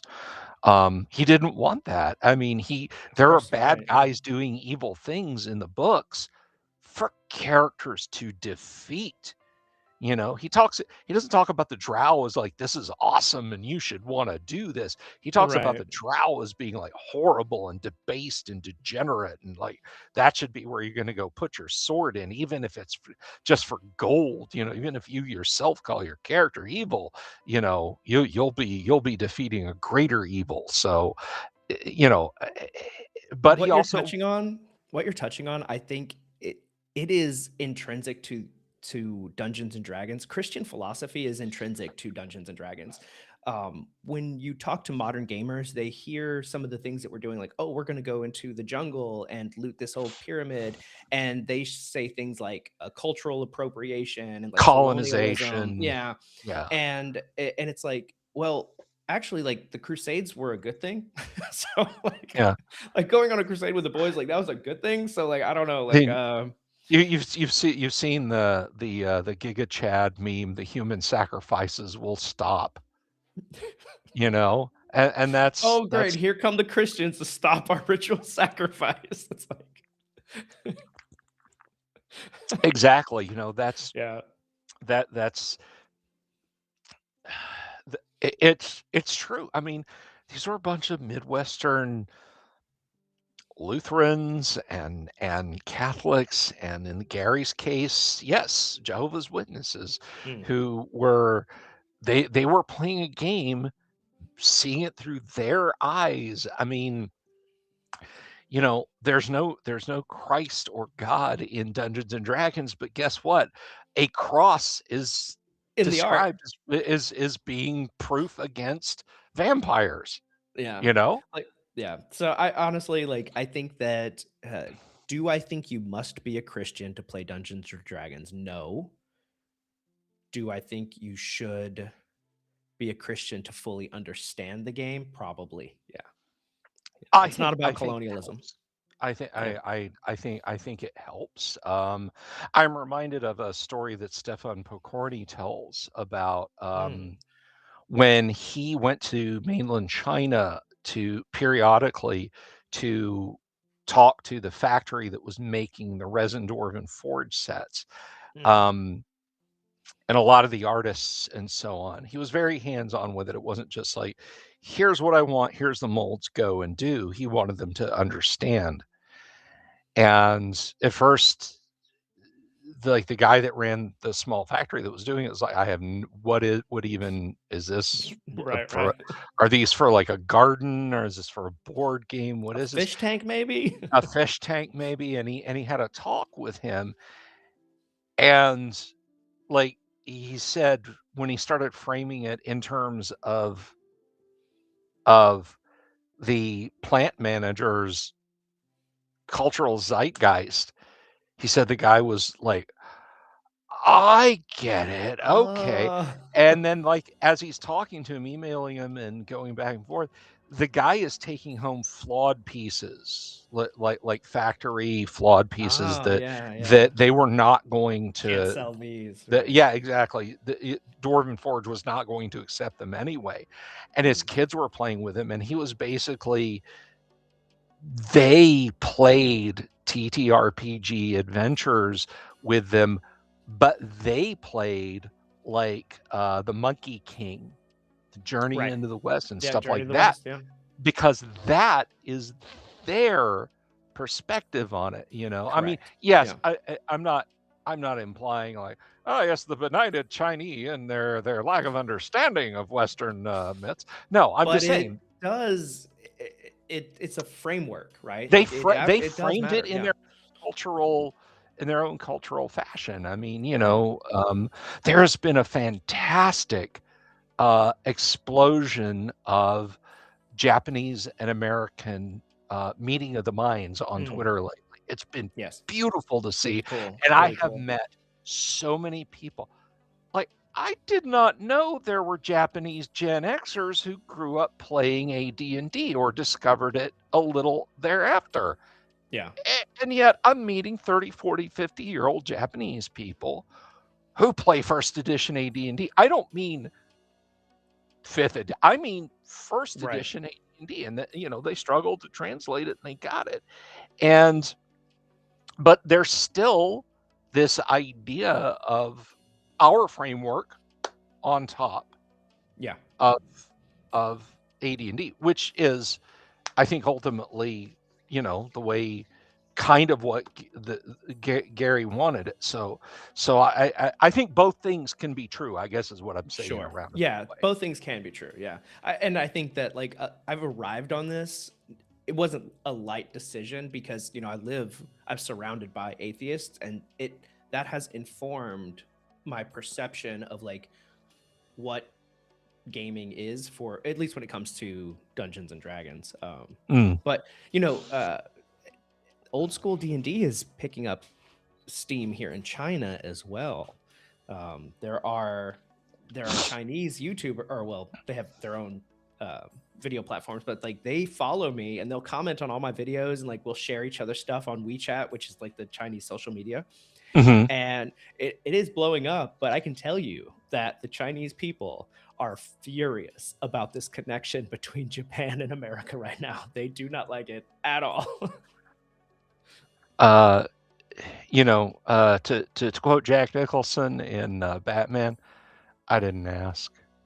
not you, them. Sure. But we're not looking for permission. So like they were really they were hoping that the bonds between America and China would strengthen, and we would see like those kind of connections, and they are like, there is a really strong connection between China and America. We are very interdependent on each other, but they are so insanely jealous of this idea that the Japanese could be so relatable to us in so many different ways. Well, And maybe. Oh no, I better not. I better. We'll talk about that later. are you familiar with like the history of what happened with Japan and China in World War II? Oh, absolutely, Yeah. absolutely. So I'm the greatly familiar with that, and yeah. I don't. So yeah, those issues run deep, and it is not in any way like we moved past our one like attack, right? We got hit one Yeah, time and it was devastating for us, but they were, here they were, it was a lot more than that. And yeah. so they haven't moved past it and they're not going to. Well, I mean, the British put their boot on the neck of what is now the United States of America for 30 years before we were able to throw them off. And Britain and America, I'm sorry, we're basically cousins living in the same estate. I mean, hell, look at United States Vietnam relationships, dude. I mean, you want to talk. I've compared that to this. It's like, you got the neighbor, say you're Canada or Britain or anybody else watching this unfold, and you got a couple that just they have a knockdown, drag out brawl, and there's frying pans getting thrown through the window, and steak knives getting swung and everything else, and so you finally, you finally decide to look in on them, and there's this couple making out on the couch, bloodied and bruised and everything else. Yeah. No, it's okay, we're fine. Everything's we're fine. fine. Yeah, we're fine. Yeah, that's kind of us in Vietnam now. So yeah, I enjoyed Vietnam. I went there a couple of years ago. It's a very lovely place. But there's actually an old school D&D author too. that lives there. Hard. Yeah. Who's that? Well, I don't want to. People know him on like Kelry. Oh, I don't. If you know, but yeah, he's done some stuff, and he teaches in Vietnam. Cool. Yeah. But yeah, it's as far as the the thing with Japan and them being nice to us and us being nice to them. I mean, there's, I guess to China, I would just say, look, there's room on the couch. Get up here. Come on, hang out. Sit on the other side. On the other side. They will sit on the other side. It'll be fine. Yeah. We got enough love for everybody, man. They love playing RPGs here, man. Like legit, if you can communicate with people and like sit them down and make them feel welcome, like the Chinese people are so kind, so generous with their time, and I absolutely adore the people here. It's always wonderful making a Chinese friend, and whenever they start rolling dice, their eyes just light up and they're like, I can do anything. And it's like, yeah, well, you could try. Yeah. Yeah. He's public. It's Scott Hoover is who I was thinking of. I guess I don't know him. I guess I don't know. But Scott. he's done some cool stuff. But no, I would just like I said, there's enough room. There's enough love in the room for everybody. So absolutely. I'm sorry that it pisses off the Chinese. I think it's been fantastic. I've gotten so many new followers by hitting that translate button and saying oh crap, you're talking about like Gary Gygax and D&D. Let me get right in on that. But oh, he does Gamma World. Oh, okay. I see. I've never played that game, so that might be why. Oh, we gotta get you. Well, I mean, if you're gonna play on Friday night, and I do want you to play on Friday night. Yeah, it sounds fun. you get a little taste of that with Expedition of the Barrier Peaks. Right. Yeah, I've never Um, played it, but I know what it's about. yeah. So, I've well, never I read mean, it. that's one of those things. Like I'm running on Monday nights. I'm running a GDQ, and like when I first started to hint that the Drow were the true puppet masters in GDQ, like one of my players was like, "Now, do our characters know about Drow yet?" I mean, it's been 50 years. You can't exactly like shock people. They're right. dark elves. Ah. Yeah. So it's the same with Expedition of the Barrier Peaks. Like, wait a minute, there's a spaceship in this game. You know, honestly, I've never run or been in any modules for AD&D. For AD&D, it's all the players make everything, and I just kind of I just ref what they decide. They gotta get you in a proper campaign, man. A proper game, a proper campaign. Just what are you doing on Tuesday mornings there in the motherland? Working. Oh well, okay. Because it's like I said, that Monday night campaign is rocking. I've got 9 people in it currently. It's had as many as 15, which was just that's a lot. That's a lot. Yeah, that's a lot of players for sure. That's a lot. I will say this: the cat's out of the bottle. I see what you did there, Bob. But what rules do you discard from AD&D? Which ones do you discard? The ones that Gary doesn't use, and that is weapon speed weapons versus armor type. Okay, so you don't use that. Okay. I don't. That is literally something that Gary said he jettisoned, and I prefer the Unearthed Arcana unarmed combat rules to the ones that are in the Dungeon Master's Guide. They are much simpler to use. What about the classes from our Unearthed Arcana? Do you use those? No. They're a little too powerful, huh? Okay, so I'm okay with the Thief Acrobat. I don't mind the Thief Acrobat at all. I do not care for the Barbarian. I don't like the Barbarian is literally it's what my character would do class. Right. Oh thank God, a Rod of Resurrection. Borak, break. Now I get XP. Sorry, guys, it's what my character would do. That's what my character would do. Yeah. The D12 hit dice, I can yell wounds shut, that stuff like that. I don't like. Scutifer is actually one of the titles for the Cavalier class. I think it's the second title. That's where I got because the Knight, the Cavalier is my favorite class, but it's not allowed in any table I ever play in. So here's my feeling on Cavaliers. I'm okay with Cavaliers. I don't like Paladins being a subclass. They are a fighter.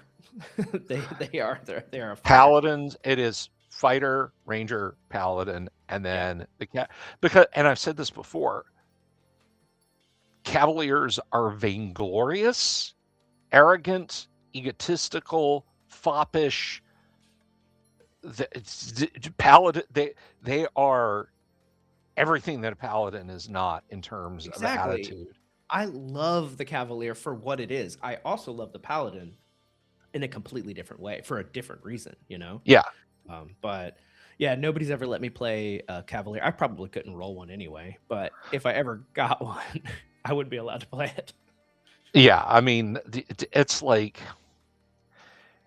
it's a tough one to play in a bottle situation. Like, okay, Mike, we're gonna run Expedition in the Barrier Peaks. What does a Cavalier do traipsing through a spaceship other than bitch about how disorganized and dirty everything is, right? My horse can't fit in through the door. Exactly. Come on, Clopsy. We'll get you through this strange metal corridor. You, magic user, cast another diminution spell so I can bring Clopsy with me. Create water, good cleric. I need to wash my socks again.